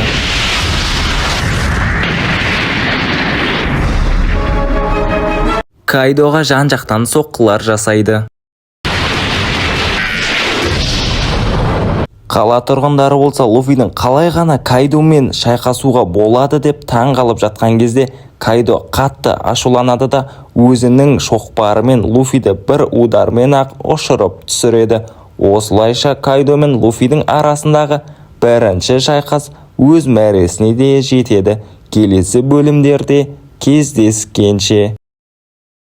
Әрмен қарай Хоукинс қайтадан Лоға шабуыл жасайды. Ло дер кезінде үлгереді де өзінің фруктысын қолданып басқа жақтан пайда болып кетіп қалады. Лоның қашып бара жатқанын көрген Хоукинс өзінің адамдарына қалайда болсын Лоны іздеп табыңдар деп бұйрық береді. Кайдо Луфидің жатқанын көріп, оның король пират бола алмайды деген ойға келеді. Он же слабак. Не употребляйте слова пират в газетах. Так точно. Кайдо адамдарына бұйрық бергеннен кейін Луфидің волясы қосылып кетеді, ал бұл нәрсе Кайдоға ұнамайды. Хоукинстің адамдары оны таба алған жоқ, әрмен қарай Кинемон Оденнің әйелі секілді қайғырып жүреді. Бізге содан кейін көптеген жарақат алған адамдарды көрсетеді. Сары қыз болса Нами және де Мугиваралар отқан үңгірге барып қосылады. Нами, Луфи және Мугиваралықтар оны күтіп алады. Содан кейін мына әйел өзінің кереметті техникасын көрсетеді. Мугиваралықтар болса Луфидің қай жаққа қарай кетіп қалғандығын таба алмайды. Одан кейін Минги бір қызды көтеріп алады да қасындағы адамдар Кайдо қандай адам өзі, сондай жауыз адам екен дейді. Луфи Таро! Мугиваралықтар Луфидің Кайдодан ұтылғанын және де оның қамауда жатқанын көріп шок болады. Зоро суши жеп жатқан кезде өзінің көршісін көріп қояды. И ты слишком много съел! Зоро Луфидің қамауға алынғанын естіп қатты ашуланады. Әрмен қарай бізге көптеген жұмысшыларды көрсетеді. Олардың барлығы да былайша айтқан кезде Кайдоның құлы деп те айтсақ та болатын шығар. Одан кейін Кайдоның адамдары түрмеде жатқан адамдарға улы балықтарды беріп қинап көрмейміз ба деп өз-өздерімен сөйлесіп жатады. Мына жақта болса Луфи Таро келе жатыр. Оны бүкіл жақтан хабарлаған қала тұрғындарының барлығы Луфиді мазақ етеді. 7 метрлік Кайдоға кіп-кішкентай бала қалай ғана шабуыл жасайды екен деп оны келеке етеді. Одан кейін Луфи қайтадан түрмеге түсіп қалады. Эх, Луфи, не көрмедің сен? Вана, конец первого акта. Одан кейін бізге Михоуктың өмір сүретін жерін көрсетеді, және де онымен қоймай, ол жақта Зоро да бар екен. Зоро Михоуктан қатты жалынып, оны жаттықтыруын сұрайды. Одан кейін газет беттерінде мына Перонаның бәліштерді жақсы пісіретіндігін хабарлайды. Старалась приготовить, и вот сама все и съем. Әрмен қарай Перона газеттен Геккаморияны көріп қалады. Бұл қыз өте қамқоршыл болғаннан кейін Михоуктан тез арада мына Геккаморияны құтқарайық деп Михоукқа айтады. Ол нәрселер Михоукқа әрине қызық емес. Одан кейін Михоук Перонаға менімен бірге тұрасың деп айтады. Береги себя. Черт побери, не говори хорошие слова так внезапно! Михоук Перонаға әркімге бір көмектесе бермей, оданша өзімізге бірінші көмектесіп алайық дейді. Әрмен қарай әлемдік үкіметтің жиналысын көрсетеді. Содан кейін бізге Геккаморияны көрсетеді. Ол Абсаломды осы жаққа қарай кетіп қалғандығын біледі. Геккамория қаланы басына көтереді. Ол мұнда Тичтің бар екендігін білмейді. Геккамория бұрынғы Шичибукай наградасы 320 миллион белли. Геккамория келе жатқан кезде Абсаломды көріп қояды, және де ол өзінің әскерлеріне кері шегінуді бұйырады. Дәл сол кезде артынан біреулер шабуыл жасайды. Сөйтсе Геккаморияның артынан шабуыл жасаған адам ол Черная Бороданың оң қолы Ширю. Дәл қазіргі уақытта оның уровені Магелланнан да жоғары. Әрмен қарай бізге Черная Бороданың тағы да бір капитандарының бірі Катарина Девонды көрсетеді. Фрукция Инуи және де бұл Усоптың туысқаны болып келеді десеңе ойнап айтам. Сейчас отдыхаю. Это же рай для пиратов. Барлық командаластары вечеринканы қалайды. Маршал Дитич Йонго наградасы 2 миллиард 290 миллион белли. Маршал Дитич Геккамориямен сөйлесу барысында барлық әлемдік үкіметтің алдағы уақытта өте үлкен соғысқа дайын болу керектігін айтады. Және де ол әлемдік үкіметтен ешқандай да қорқпайтындығын, революционный армиядағы ең мықты әскерлердің бірі Куманың да тұтқынға түскендігін барлығында жайып салады. Әрмен қарай айтатын болсақ, Ашура Дочи Ванодағы ең мықты самурайлардың бірімен шайқасып жатқан кезде Оден жайлы әңгімесін бастап кетеді, және де Ашура Дочидің айтқан әңгімесі бұл самурайға ұнамайды. Не говори того, чего не знаешь!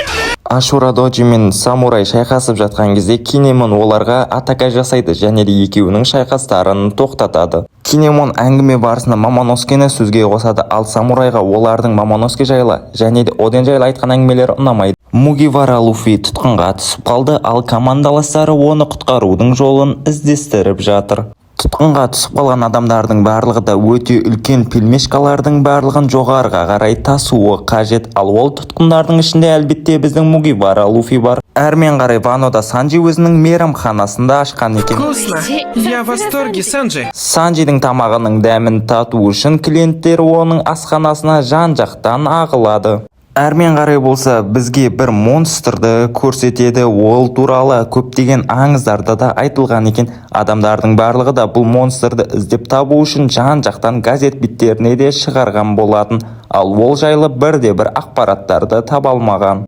Даже если с голыми руками я буду сражаться. Кайдоның фабрикасының ішінде Юстас Кидті бізге таныстырады, және де ол аш қалмас үшін барлық тамақтарды да жеп қояды. Онымен бірге жұмыс жасап жатқан Мугивара Луфи бар. Мугивара Луфидің ішінде біздің Нами мен оның қасындағы бір әйел екеуі де тыңшыларды арттарынан аңдиды, және де олардың әңгімелерін екеуі естіп қояды. Не болары қызық. Нами мен әйел қиындыққа тап болғаннан кейін Нами оның аузын жабады, себебі қатты дыбыс шығып қоймас үшін. Бізге содан кейін Кайдоның адамдары Джек және де Кит пен Квинді таныстырады. Нами болса қиындық үстінде. Это просто кошка. Намидің бұлай мияулағаны ешқандай да әсер бермегеннен кейін екеуі қашып үлгереді. Тыңшылар бірақ бәрібірде оларды тауып алады. Әрмен қарай Шинобу өзінің кілемін іске қосады да аспанға қарай ұшып кетеді. Ал мына жақта Санджи болса қыздармен танысып, оларға тамақ беру үстінде. Обшатает во рту.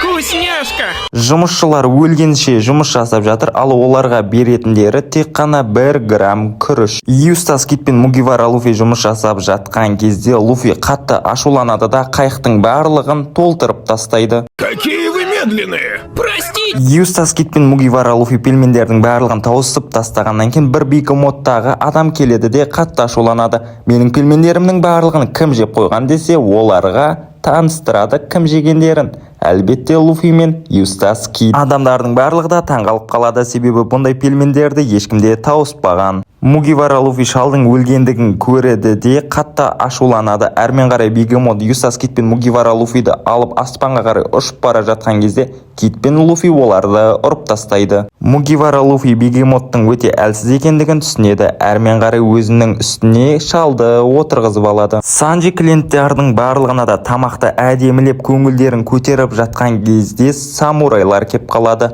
Бұлар якудза ең мықты бандалар болып саналады екен. Оларға Санджидің түрі ұнамай қалады да Санджидің тамақтарының быт-шытын шығарып тастайды. Жерде жатқан лапшаны көрген Санджи қатты ашуланады.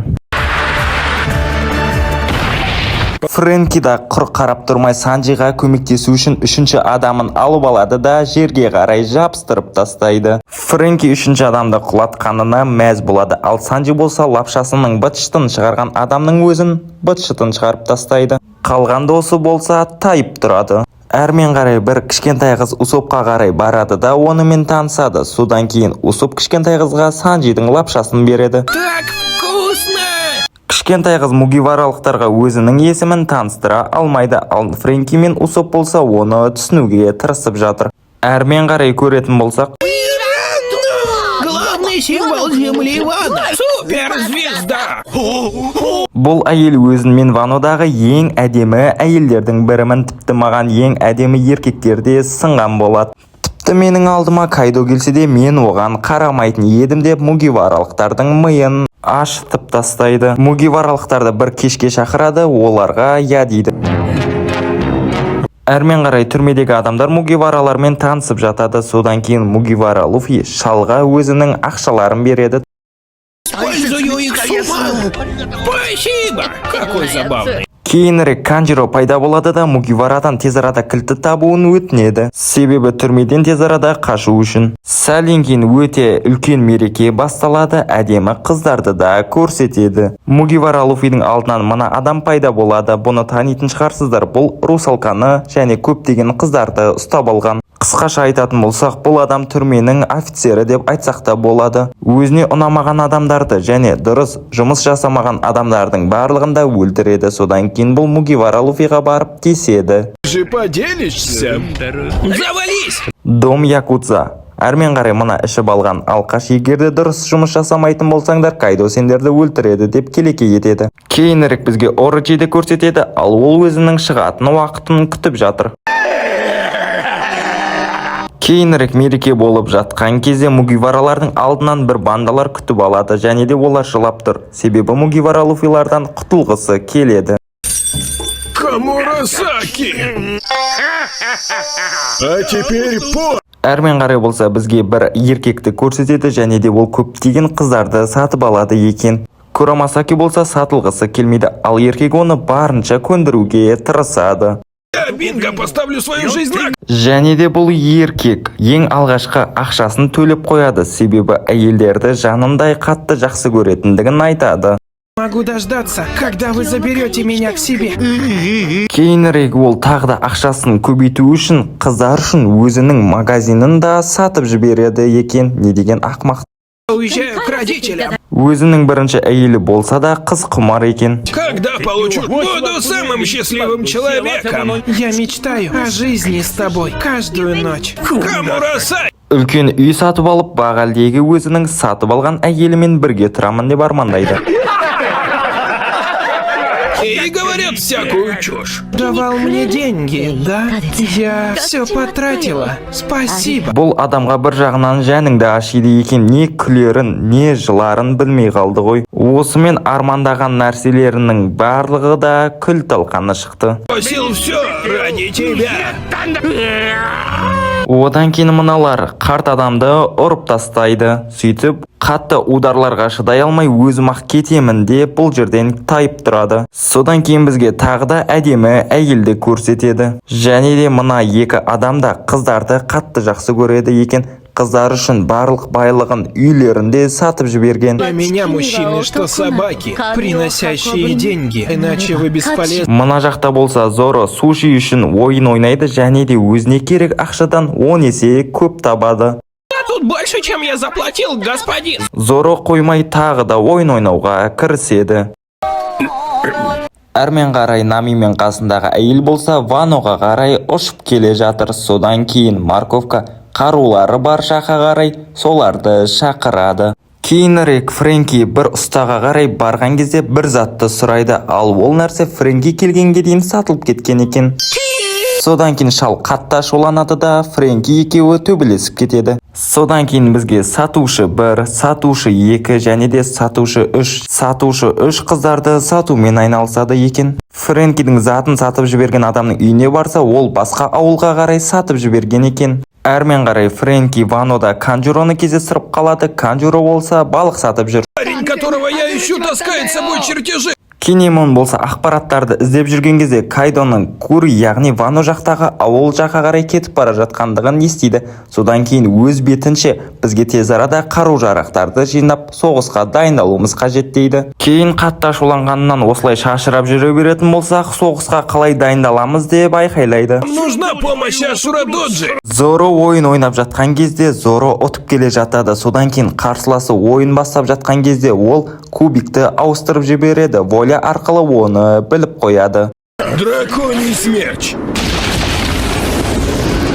Это жульничество! Зоро осыдан кейін бандалардың алдына тап болады. Олардың барлығын смелай екі жаққа қарай бөліп тастайды. Әрмен қарай Зоро бір басы үлкен адаммен кездеседі. Екеуі әңгімелесіп жатқан кезде ол Зороға мен ешқашанда аш болмаймын, тек қана сенің жаныңда жүремін дейді. Екеуі ұзақ жолға шыққандай бір-бірімен әңгімелесіп келе жатқан кезде қаланың тарихын айтып бастайды. Онымен қоймай Зороға ән айтып береді. Содан кейін Зороның қасындағы адам өзінің қаласын таныстырады. Мой родной город. Әрмен қарай Зоро екеуі Эпизу деген қалаға келеді. Мына жақта болса Орочи қасына адамдарды жинап алып, менің қаруларым өте мықты, мен және де көптеген пираттарға қарсы қаруларды сатқан болатынмын. Егер де керек болса сатып алыңдар деп айтады. Нам нужен будет доктор Вегапан. Это невозможно. Орочи осыдан кейін барлық шындықтарды жайып салады. Егерде қаруларды сатып алмайтын болсаңдар, мұнда неліктен келдіңдер? Сендерге тіпті Кайдоны шақырып келсеңдер де маған еш нәрсе істей алмайсыңдар деп айтады. Нами екеуі бір ауылға келді. Әрмен қарай бізге Козуоки Оденнің баласы Момонускіні көрсетеді. Ол Козуоки кланы жайлы әңгімесін айтып жатқан кезде менің қарындасым Хиори да бар. Егерде ол тірі болса, мен онымен шайқасатын едім деп айтады. Әрмен қарай Зоро күле беретін ауылға келеді. Господин, как быстро вы заметили? Все такие радостные, да? Алдын ала айтатын болсам, бұл күліп жатқан адамдар негізінен жылап жатыр. Әрмен қарай көптеген аспазшылар дәмді тамақтарды үстел үстіне қоюда. Адамдардың барлығы да күліп жатыр. Содан кейін Зороның 3 қылышы бар екендігіне таңғалады. Почему ты такой жуткий? Улыбнись давай. С этим мерзким Эбису случилось что-то нехорошее. Мына жақта болса бір Робин Гуд заттардың барлығын алады да қашып бара жатыр. Кішкентай қыз болса Зороға бір дәмді сусын береді.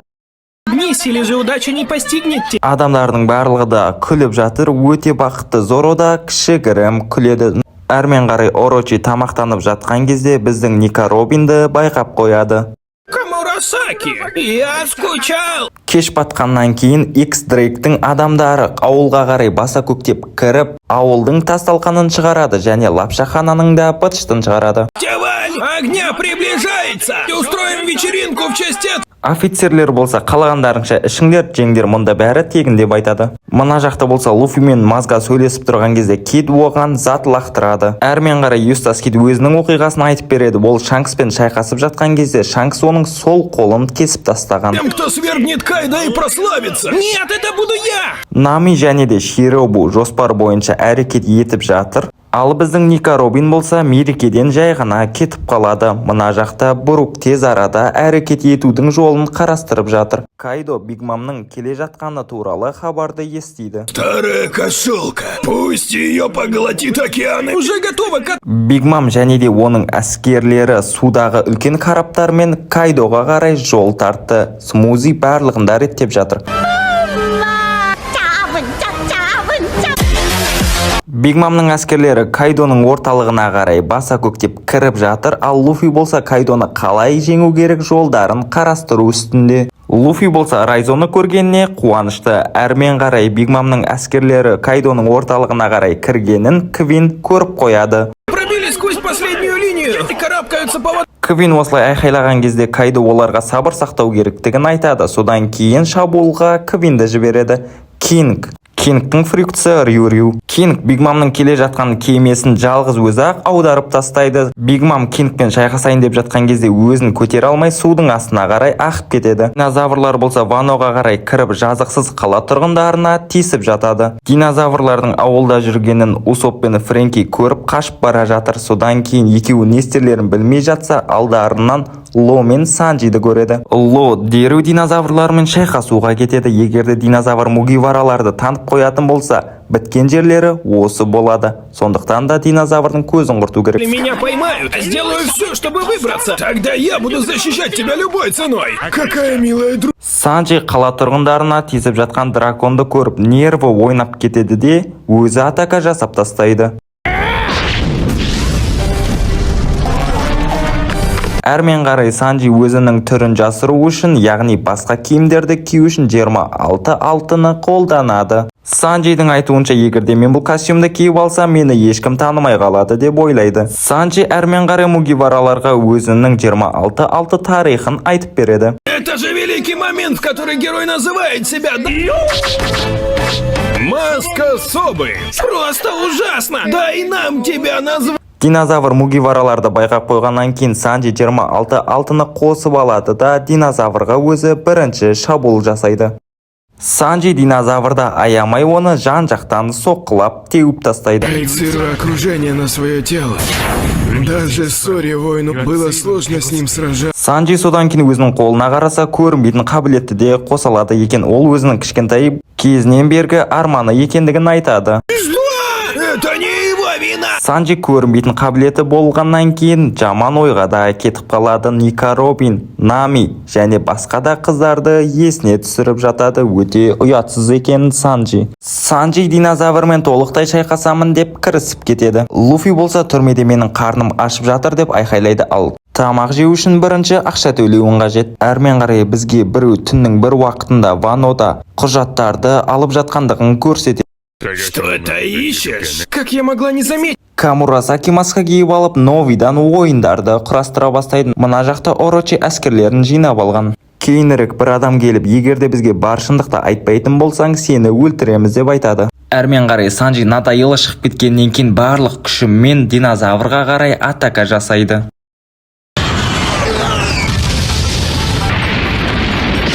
Санджи болса шайқаса берсін, бізге одан кейін Биг Мамның әскерлерін көрсетеді. Кейініктің шабуылынан кейін олар басқа план одан да құрастырайық деп айтады.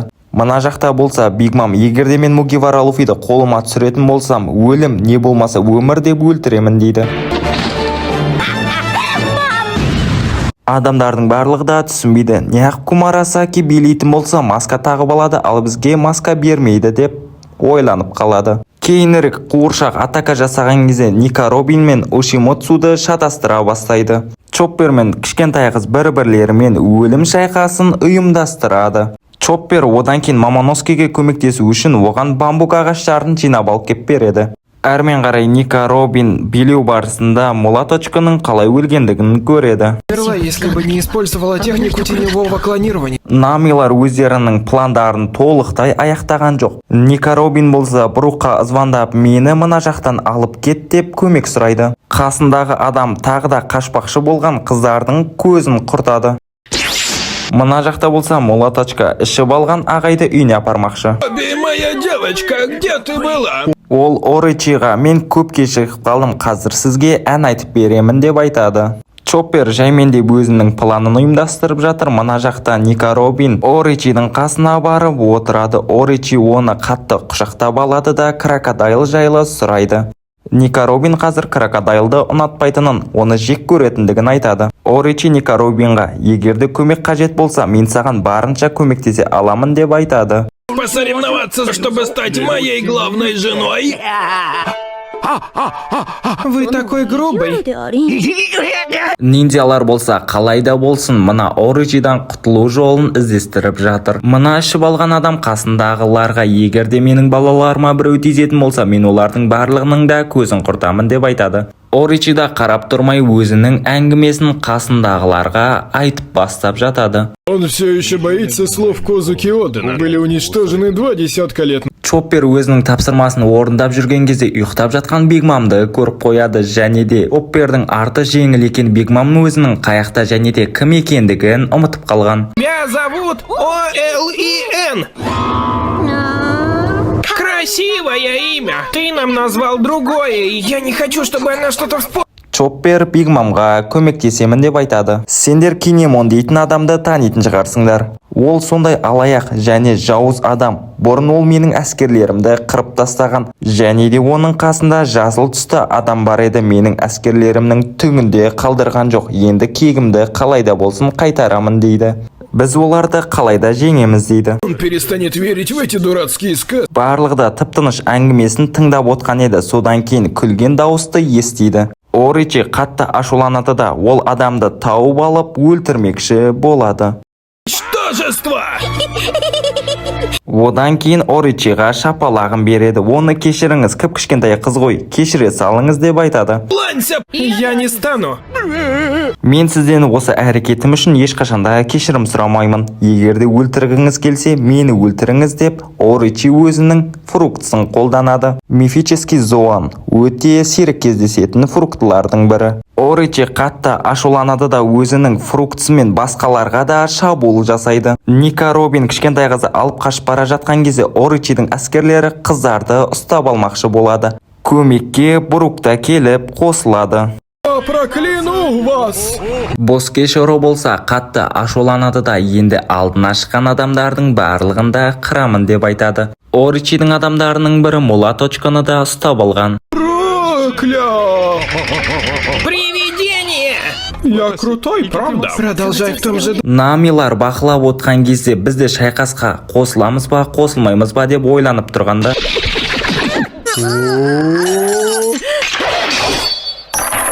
Оричидің адамдарының бірі Намиларды көріп қояды да оларды өлтірмекші болады. Содан кейін Шинобу, мен өте әдемі болғанын, сен маған қалай ғана атака жасайсың деп оның бытшысын шығарып тастайды да вечеринкаға қосылады.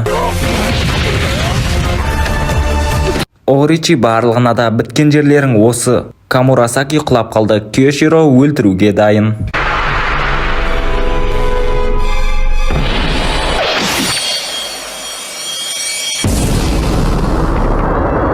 Оричи болса Кёшироны қалай ғана өлтіре алмайтындығына таң қалады. Оричи Кёширодан түк шықпайтындығын түсініп, өзім-ақ атака жасаймын деп аттанады. Оричи атака жасап жатқан кезде Нами өзінің күшін қолданады да Зевсқа тамақ беріп мықты қылады. Взрыв молнии!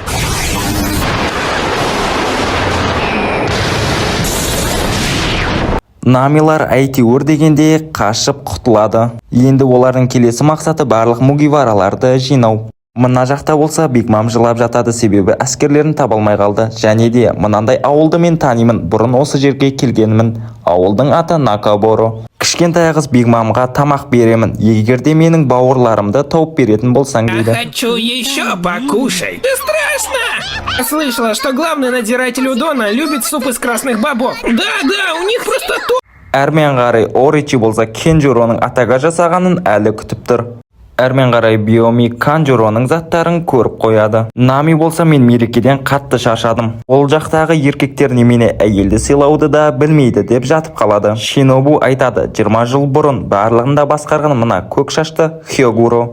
Әрмен қарай Робин есіне барлығында түсіруге тырысып жатыр, және де Кайдоның ең сүйікті тағамдары қару-жарақтар екен. Это так полезно! Кейінірек Брук барлығына да айтады. Мен подвалға түстім және де панеглифті көрдім. Осы арқылы Рафтиліға қарай шыға алмаймыз ба деп талқылау осылайша басталады. Шұғыл жаңалық, қаланың қақ ортасында Хирам дейтін храмды арнайы халық үшін салды. Смерть такой красотки — это потеря для всего мира, идиот! Санджи ойланып отырып, мен қайтадан көрінбейтін қабілетімді қосып қыздарға барғым келеді дейді. Совсем не слушаешь, дурак! Биг Мам Кайдоның орталығына қарай кірді. Сол кезде Кайдо мен Биг Мам бұрын дос болған, бір-бірін өлтірмейтіндігіне сенімдімін деп айтады. Что тогда случится с нами? Пираты большой мамочки стал. Үлкен ағасына болса бұл айтқан сөздері ұнамай оның аузын жабуын сұрайды. Содан кейін Биг Мам: Так, Кунойчи, я защищу Момо любой ценой.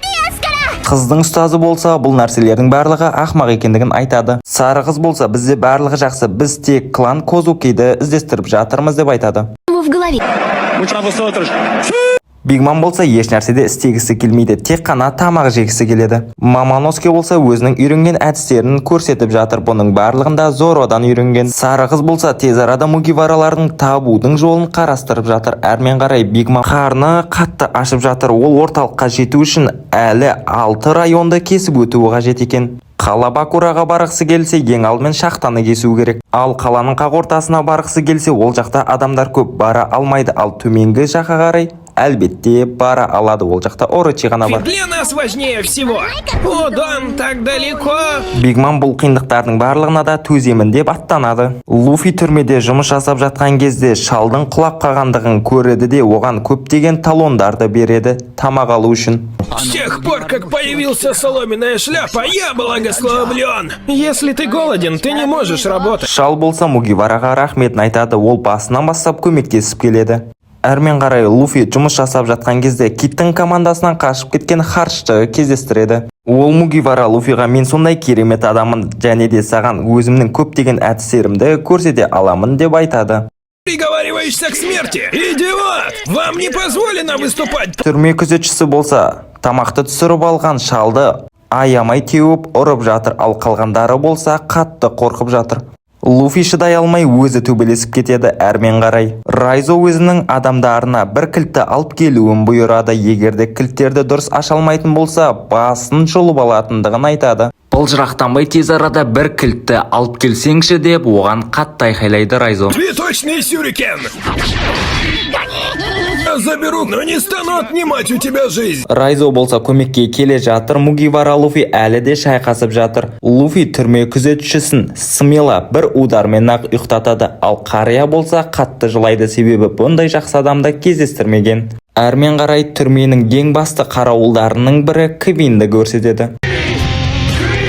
Мугивара Луфи алдына шыққан қарсыластарының барлығын жеңіп жатқан кезде мына дәу адамды жеңе алмай ұйықтап қалады. Содан кейін Квин ортаға қарай келеді де барлық адамдарды биге шақырып ән салады. Ал келесі бөлімдерде кездескенше. Квин Луфидің кетіп бара жатқанын көріп шок болады.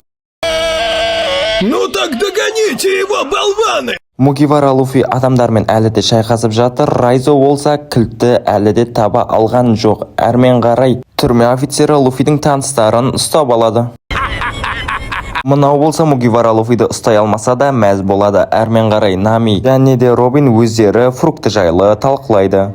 гляньте на это. Собрать с них денег, что ли? Жігіттердің барлығы да Нами мен Робинді көруге келсе, мынау тұрады да оларға кедергі келтіреді. Эй, подвинься, старуха! Жігіттер олардың сұлулығын көріп талып қалады. Әрмен қарай Луфидің қасындағы шалдың 8 аяғы болып есептеледі, және де Вануда барлық 5 регионның басшылары да осы Хёгураға сенген. Ең басында барлығы да басшылар Хёгураға сенген болатын, және де Орочи Хёгураны жаман жағынан көрсетеді де, шалдың тек қана историясы қалады. Әрмен қарай бізге Райзоны көрсетеді. Райзо барынша тығылып Мугивара үшін келген еді, бірақ та оны Кайдоның адамдары, яғни түрме офицерлері байқап қояды да шайқасуына тура келеді. Дымовой завесы!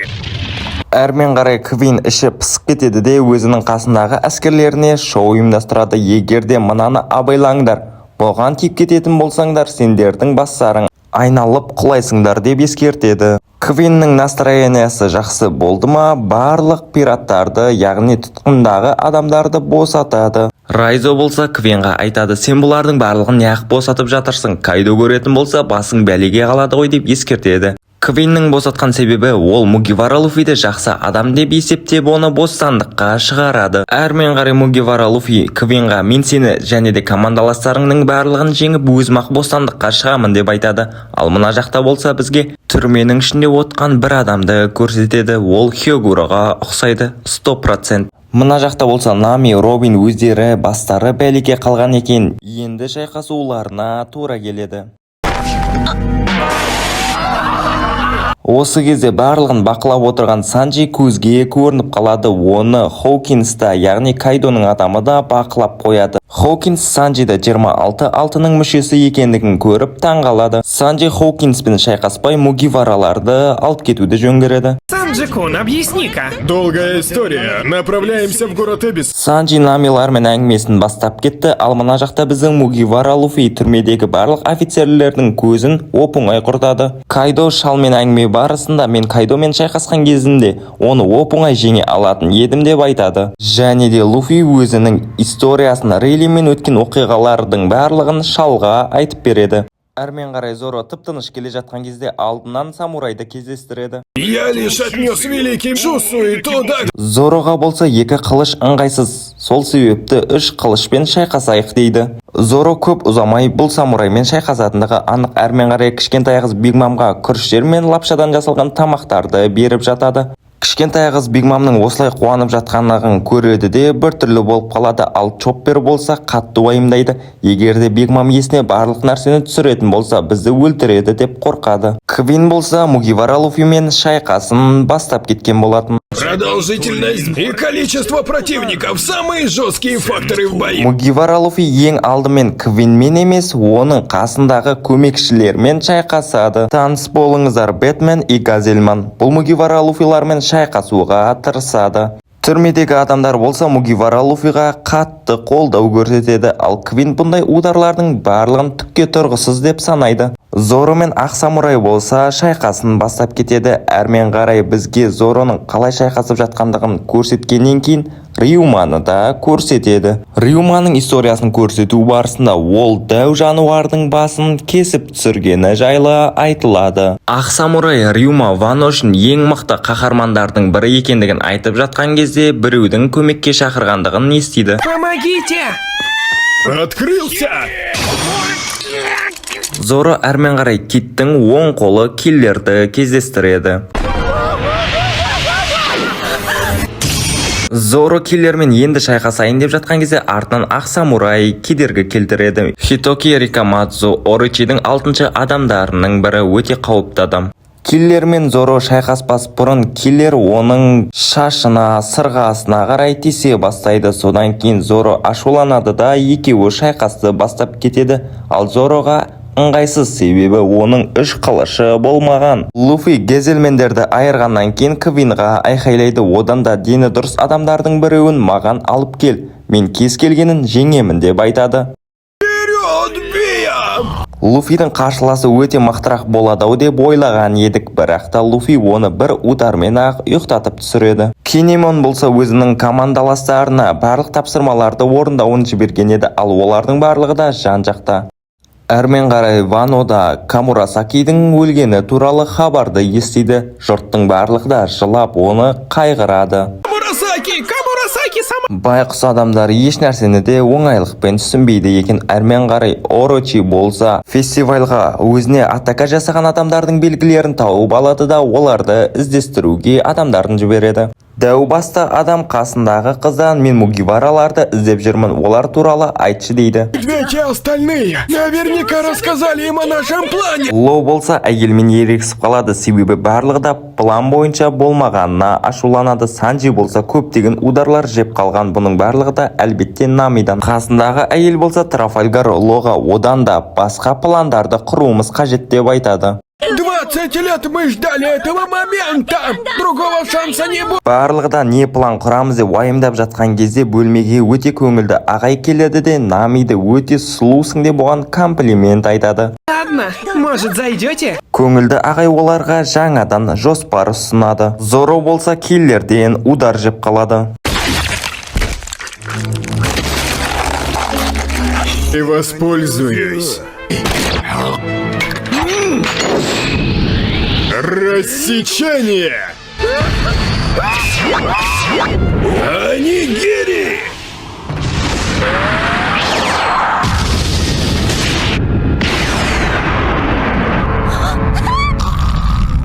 Артындағы самурай Зороның жаралы екендігін көреді де басқа жолы шайқасамыз деп кетіп қалады. Квин болса Мугивара Луфиға өзінің келесі қарсыласын көрсетеді. Ол Харчамен. Харчамен Мугивара Луфидің қасындағы шалға оқ атады және де Луфидің таныстарына шейін қырып тастайды. Мугивара Луфи да қарап тұрмайды. Мугивара Луфи алдына шыққан қарсыластарының барлығын қырып жатқан кезде бізге Ванода көптеген адамдардың барлығын қамауға алынғандығын көрсетеді. Әрмен қарай қасындағы адам мына белгіні танисың ба деп айтады, ал Беппо мен оның қасындағы адамдар білмейміз деп айтады. Мугивара Луфи өзінің қайсысы жау, қайсысы қарсылас екендігін түсінбей қалады да қашуды жөн санайды. Объединились. Әрмен қарай Луфи оларға қатты соққы жасап ұйықтатады.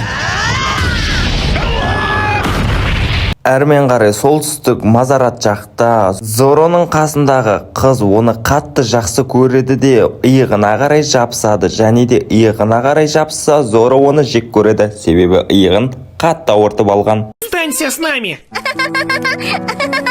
Әрмен қарай Зороға ақ самурай Гекко Мару жайлы айтып береді. Я лишь отнес великий меч. Зоро ол ақ самурайдың қай жақта тұратындығы жайлы сұрайды. Егер десе оны іздейтін болсаң алдымен оның қарсыластарын жеңу керектігі туралы Зороға айтып жатады. Говорят, что смешно. Почему ты так не думаешь? Откуда знать? Зороның қасындағы әйел Зороның осыншалықты мықты екендігін көріп таң қалады. Әрмен қарай мен өзімнің 20 жыл бұрынғы інімді іздеп жүрмін деп Зороға айтады. Одзуки Мамоноски. Я его сестра. Сильный добрый самурай из океана. Вот я и решила, что он союзник брата. Или ты враг. Екеуі бір-бірімен осылайша әңгімелерін бастап кетеді. Әрмен қарай Биг Мам мен Кайдо соғысып жатады.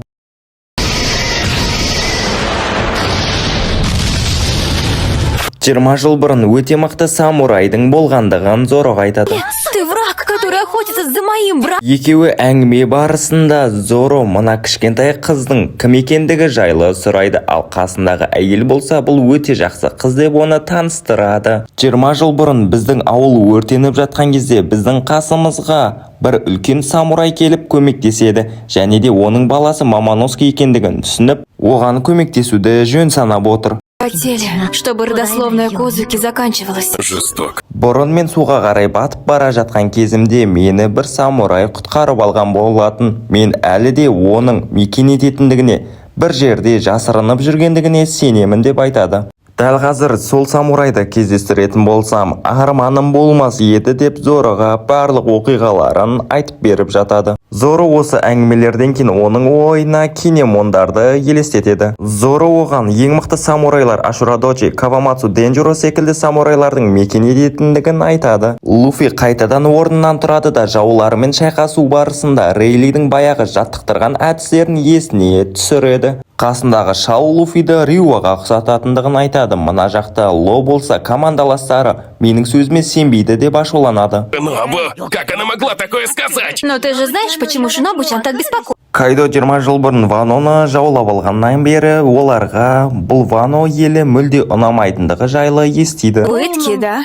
Через 3 секунды. Слишком быстро. Әрмен қарай бізге ең үлкен 3 бай адамдарды көрсетеді. Мугиваралар олар жайлы естіп өте қатты таңғалады. Олардың біріншісі үй өртесе де оларды қамамаған, себебі ақша төлеп қойған Бунго. Екіншісі болса ағаш кесетін өнеркәсібі бар. Ал үшіншісі болса адамдарды алдап олардан ақша табады, және бұл 3 шал да Камурасакиді өте қатты ұнатып қалады да оған бар байлықтарын берген. Нами бұл оқиғалардың барлығын естиді де қызды өте қатты құрметтейді. Әрмен қарай бізге Мугивара Луфидің әлі де толықтай шайқаста жеңбегендігі жайлы көрсетеді. Қашан жеңет бұл Луфи? Қасындағы шал болса Харчменді оңай жеңеді. Әрмен қарай Мугивара Луфиға ол мотивация береді де қасындағы тағы да бір қарсыласының мұрнын бір удармен ақ сындырады. Өте аянышты. Давайте еще!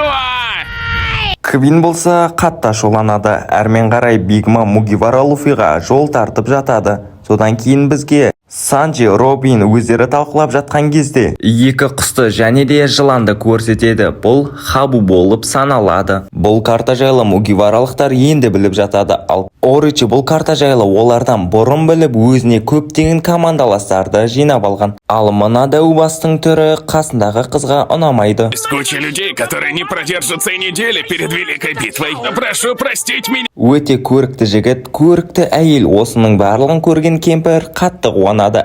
Кенжуролар болса дәубастың түрін есіне түсіре алмайды. Әрмен қарай Мугивара Луфи Рюаның күшін қаттырақ көтереді де қарсыластарының барлығын жеңуге тырысып жатады. Дәубас қасына бір атаны алып келеді де оның сусынына бір нәрсе араластырып береді. Әрмен қарай Усоп мына қыз бен бағалдегі дәубастың қатты ұқсайтындығын түсінеді де олардан күдіктене бастайды. Кеш батты Мугивара Луфи түрмеден қашып құтыла алмай қалады. Содан кейін олардың әңгімесін бір жаулары естіп қалады. Луфи қасындағы атаға 4 Йонко жайлы айтып береді. Олардың ең мықтыларының бірі Кайдо. Ол да король пират болғысы келеді және де мен оны жеңуім керек дейді. Әрмен қарай Райзо пайда болады. Думал, что ключ к моим наручникам, но спас его? Не надо меня так ненавидеть. Хорошо, проблем не возникнет, если ты изменишь. Мугивара Луфи болса іштей бәрібірде сенбей тұрады. Одан кейін шал оларға бір шындықтарды айтып береді. Біз барлығымызда Ваноға Кайдоны емес, осы Козуоки Мамоноскені сайлауымыз керек деп айтады. Әрмен қарай шал Кайдоның бұл түрмесінде біз білмейтін көптеген адамдар жатыр деп барлық шындықтарды айтады. Және де мынаның ішіне де бір құбыжық бар дейді. Осы кезде Квин қатты ашуланады да Мугивараларға шабуыл жасайды. Бигмам ешқандай тамақ жемегеннен кейін әлсіреп жатып қалады.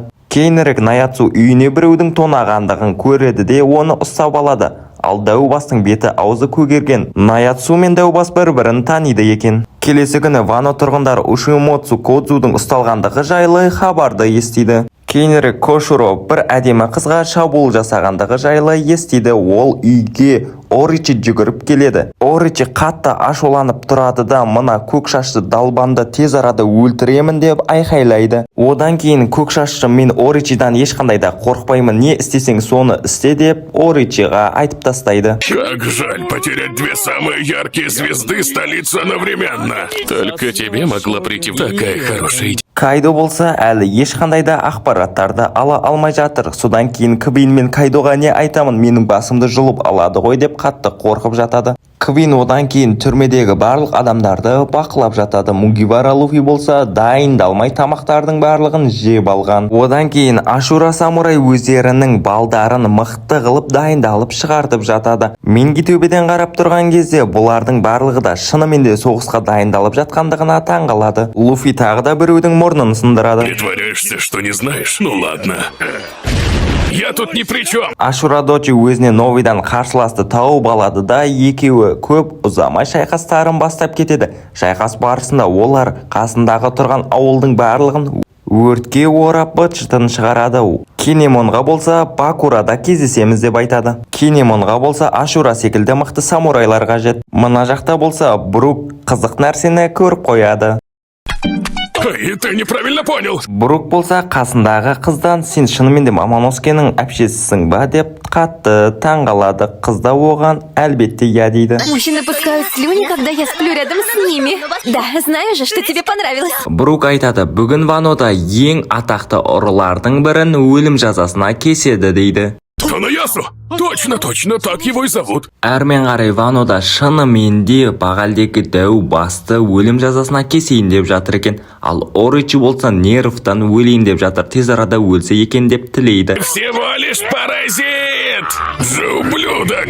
Адамдардың барлығы да неліктен күле береді деп сұраса, бұның барлығын жасаған Оричи ол сондай фрукты берген деп айтады. Осындай хабардың барлығын естіп жатқан Кайдо қатты рахаттанады. Көптеген жылдар бұрын бұл жаққа Оричи адамдарға фрукты берген, оның аты Смайл. Оны жеген адамдар әрдайым күле береді деп ақпараттарды айтады. Бұл фруктыны жегеннен кейін адамдар не жылап жатқанын, не шынымен де күліп жатқандығын ажырата алмайсың. Бұл жақта да әскерлер 3 топқа бөлінеді. Ең алғашқы қару-жарақтарын күтушілер, екінші топ қатты берілгендер, ал үшінші топ Смайл фруктысын жегендер. Бұның барлығын жасау себебі Кайдо Оричиға бұйрық берген екен. Оричидің қасындағы ауыл тұрғындары өте кедей және де жылай бермес үшін оларға Смайл фруктысын береді және де олар әрдайым күліп жүреді деп оларға айтып сендірген. Не могли сдерживать свой голод. Міне осылай Обесу деген қала пайда болған. Если это не ад, то что это? Оричи болса ұрыны өлтіргеніне қатты қуанады да халқын шақырады. Содан кейін Токи өзінің әкесіне жүгіріп барып оны оятуға барынша тырысады. Токи көзіне қатты жас алады да келе жатқан Оричи өзінің танысын көріп ашуланады. Әрмен қарай Хоукинс пайда болады да өзінің жауларына сендер мені ешқашанда жеңе алмайсыңдар дейді. Мені жеңгің келсе бірінші өзіңнің командаңды мықтырақ қыл дейді. Дәл қазір оның 4 қана жаны қалған. Санджи болса X-Drake'қа атака жасайды, ал X-Drake өте мықты. Интереснее. Этот голос. Красавец. Санджи әдемі қызды көреді де мотивация алып X-Drake'ті оп-оңай жеңіп тастауға тырысады. Девушке нужна помощь. Санджиға көмекке Зоро да келіп қосылады. Егерде қарсыластарың күшін қолдана алмайтын болса, сен оларды жеңесің.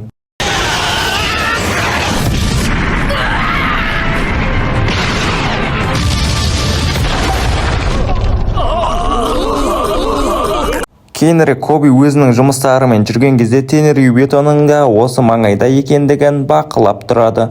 Коби Кайдо мен Биг Мамның бір-бірімен шайқасайын деп тұрғанын көріп өте қатты шок болады да адмиралдарға айтып жеткізеді. Қала тұрғындары болса өте қатты қорқады. Енді біз не істейміз, біздің басшымыз кім болады егерде екеуінің біреуі өлетін болса деп уайымдап жатады.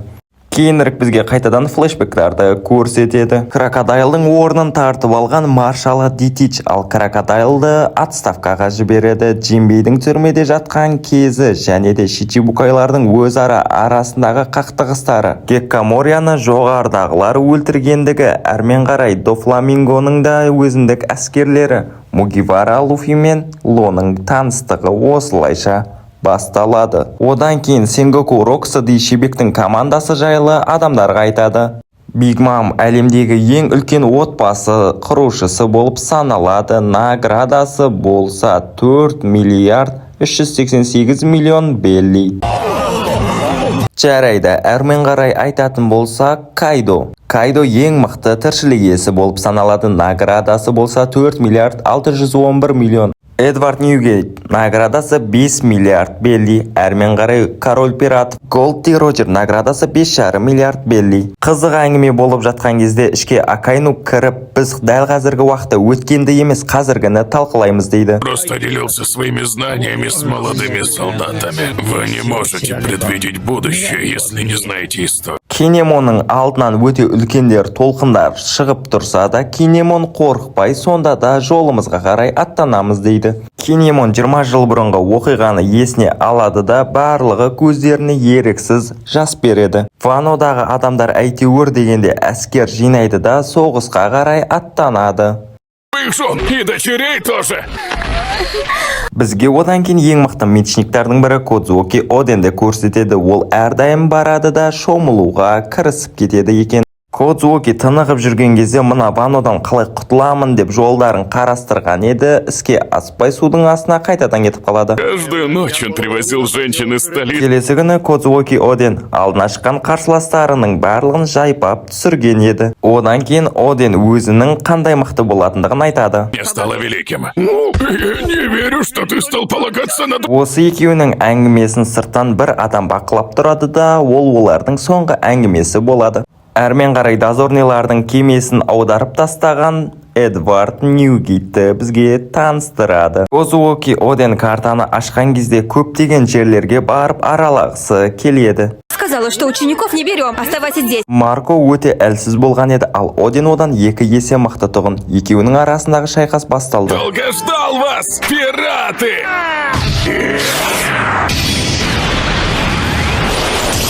Одан кейін бізге байлаулы тұрған Изоны көрсетеді. Изоның командасына қосылмас бұрын ол Белоуспен өте қатты ерегіскен еді.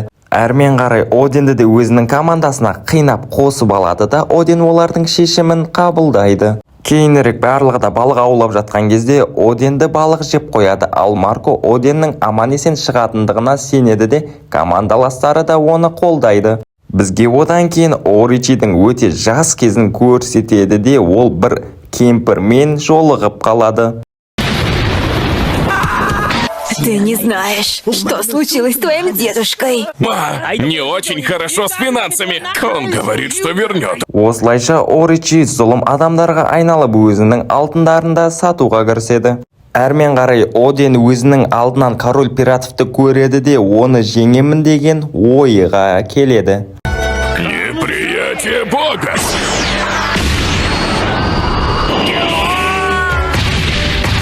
Оден не болғанын да түсінбей қалады да, кетіп бара жатқан кезде жоғарыдан Белоусты кездестіріп қалып екеуі шайқасады.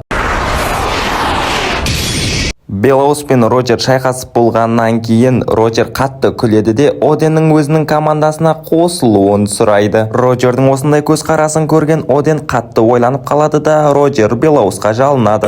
Пошел ты! Одан кейін Оден шынымен де Роджердің командасына қосылайын деп Белоустан сұрайды. Белоус болса оны қатты жібергісі келмейді де, оның орнына алтындасап кетеді. Оден, Роджер және де өзінің командаластарымен қоштасып Ваноға қарай келеді. Ванодан Кинемон, Кинжеролар оларды құттықтап күтіп алады. Бірақ та қала тұрғындары оның киіміне не болғандығын сұрап түсінбейді. Оден өзінің командаластарын шығарып болады да, әйелімен құшақтасады. Содан кейін Мамоноске оған айтады. Тоже все хорошо. Откуда такие манеры? Мені қала тұрғындары жақтырмайды деген ойға келген еді Оден ең басында, бірақ та қала тұрғындары оны асыға күткендігін, 2 жылдан астам бойы сағынғандығын айтады. Оден өзінің жақын адамдарымен сөйлесіп жатқан кезде Кинемон және оның қасындағы адамдар Кайдо жайлы ақпараттарды айтады. Оден әрдайым билеп жүреді, жаз болсын, тіпті қыста, күзде болсын қызықтырмайды. Оденнің теріс қарап отқан Кинемон және оның достары сенде барлығы жақсы ма деп сұрайды. Дайкон и Гаммо. Еще и сирота Килапшульт. Әрмен қарай Роджердің өлім жазасына кесілетіндігін Оден мен Белоус көреді де, қатты уайымға салынады. Кайдо осылайша Оденге атака жасайды да, екеуі Вано үшін бір-бірімен қырылысады. Шайқас басталады. Помогите! Мам!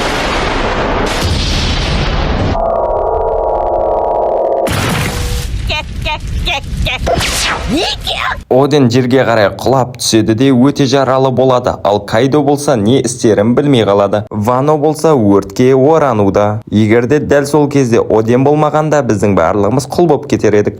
Оричи мен Накамамуши кішкентай кезінен бері бір-бірімен ерегісіп келеді. Кішкентайынан өскенге шейін бір-бірімен жау болып өтеді. Откройте! Вано!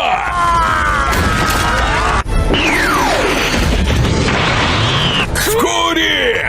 Барлығы да шайқасқа түскеннен кейін Оденнің қайтыс болар алдында өте жақсы адам екендігін естеріне алады. Осы уақытқа шейін барлығы жүрген кезде Орочидің шпионы Конджуро болып шығады да барлығы қатты таңғалады.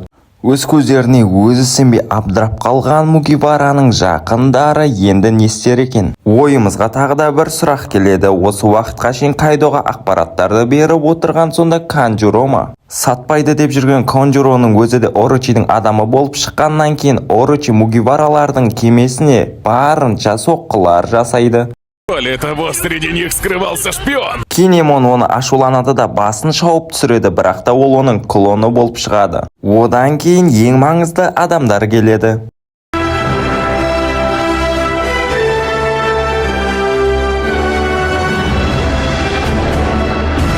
Капитан Кейт, Трафальгар және де Мугивара Луфи үшеуі бірігіп қарсы тұрады. Канжуро болса бояу арқылы Мугивараларға келеді, ал Кинемон бұндай қабілеті бар екендігін ешқашанда білмеген. Мугиваралар болса соғыс барысында өте әдемі киімдерін киіп алады. Қалғандары болса Мугиваралар қалай ғана тез арада киімдерін ауыстырып алды деп аң-таң болып жатады. Луфи соғысқа шықпас бұрын бір күн алдын әдемі плашын киіп алған еді. Барлығы да бар күштерін салып шайқасып жатқан кезде Кинемон барлығынан да кешірім сұрайды. Осы уақытқа шейін пландаған нәрсемнің барлығын құртқан Орочи деп атайды. Луфи дәл қазіргі уақытта Конджуромен шайқасатын уақыт емес деп айтады. Намис Робин-чан! Барлығы да соғыс болып жатқан кезде Кайдоның адамдары бізде өте мықты әскерлер бар, ал сендерде дымда жоқ деп Мугиваралықтардың іштерін ашады. Мугиваралықтар болса үшеуі үш жаққа бөлініп Кайдоның кемелерін талқандап тастайық деп өздерінің формаларын қосады. Кит пен Луфи әлбетте дайын.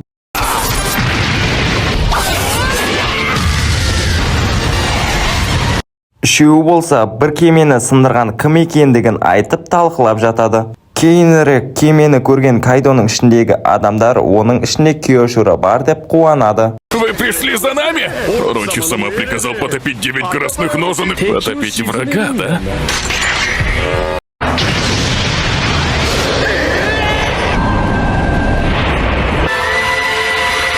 Киошура болса Конджуроға неғып кішкентай ғана баланы алып барлығын қорқытып атырсың деп ұрсады. Киошура одан кейін Кинемонның тауып алған белгісін көрсетеді. Біз өткен бөлімдерде бұл белгілер жайлы айтқан болатынбыз. Что новое место встречи? Это без средней части. Хато! Сөйтсе, Киошура да осы уақытқа шейін алдап жүрген Канжуроның да өзін алдап келгендігі айтылады. Портокаги Вудоня. Одан кейін еш нәрсеге қарамастан Мугиваралықтар соғысуға аттанады және де онымен қоса Якудзаның баяғы басшысы да қосылады соғысқа. Ты правда думала, что это Токаги, верно? Это была удачная ошибка. Әрмен қарай Кинемон барлық адамдарға мотивация береді де біз дәл қазір соғыспасақ ешқашан соғыспаймыз деп адамдарды қайрайды жақсы жағына. Ты всегда умел так хорошо рисовать. Одан кейін қасындағы адамдар қатты ашуланады да Кенджураға сен осылайша Мамоноскемен қоймай Оденге де пышақ тыққансың ғой деп қатты ашуланады. Барлығы ауырып тұрса жиналып жатқан кезде Трафальгарлоға қайтадан адамдардың әңгімелесіп жатқандары ұнамай қалады. Проваливайте! Әрмен қарай біреу кемелерге өте қатты соққылар жасап жатады. Всего лишь молодой человек, рыцарь моря, Джимбей. Міне осылайша алдағы уақытта Мугивара Луфидің қызық шытырман оқиғалары басталады. Сіздермен бүгін болған мен Мико Пис, келесіде кездескенше достар.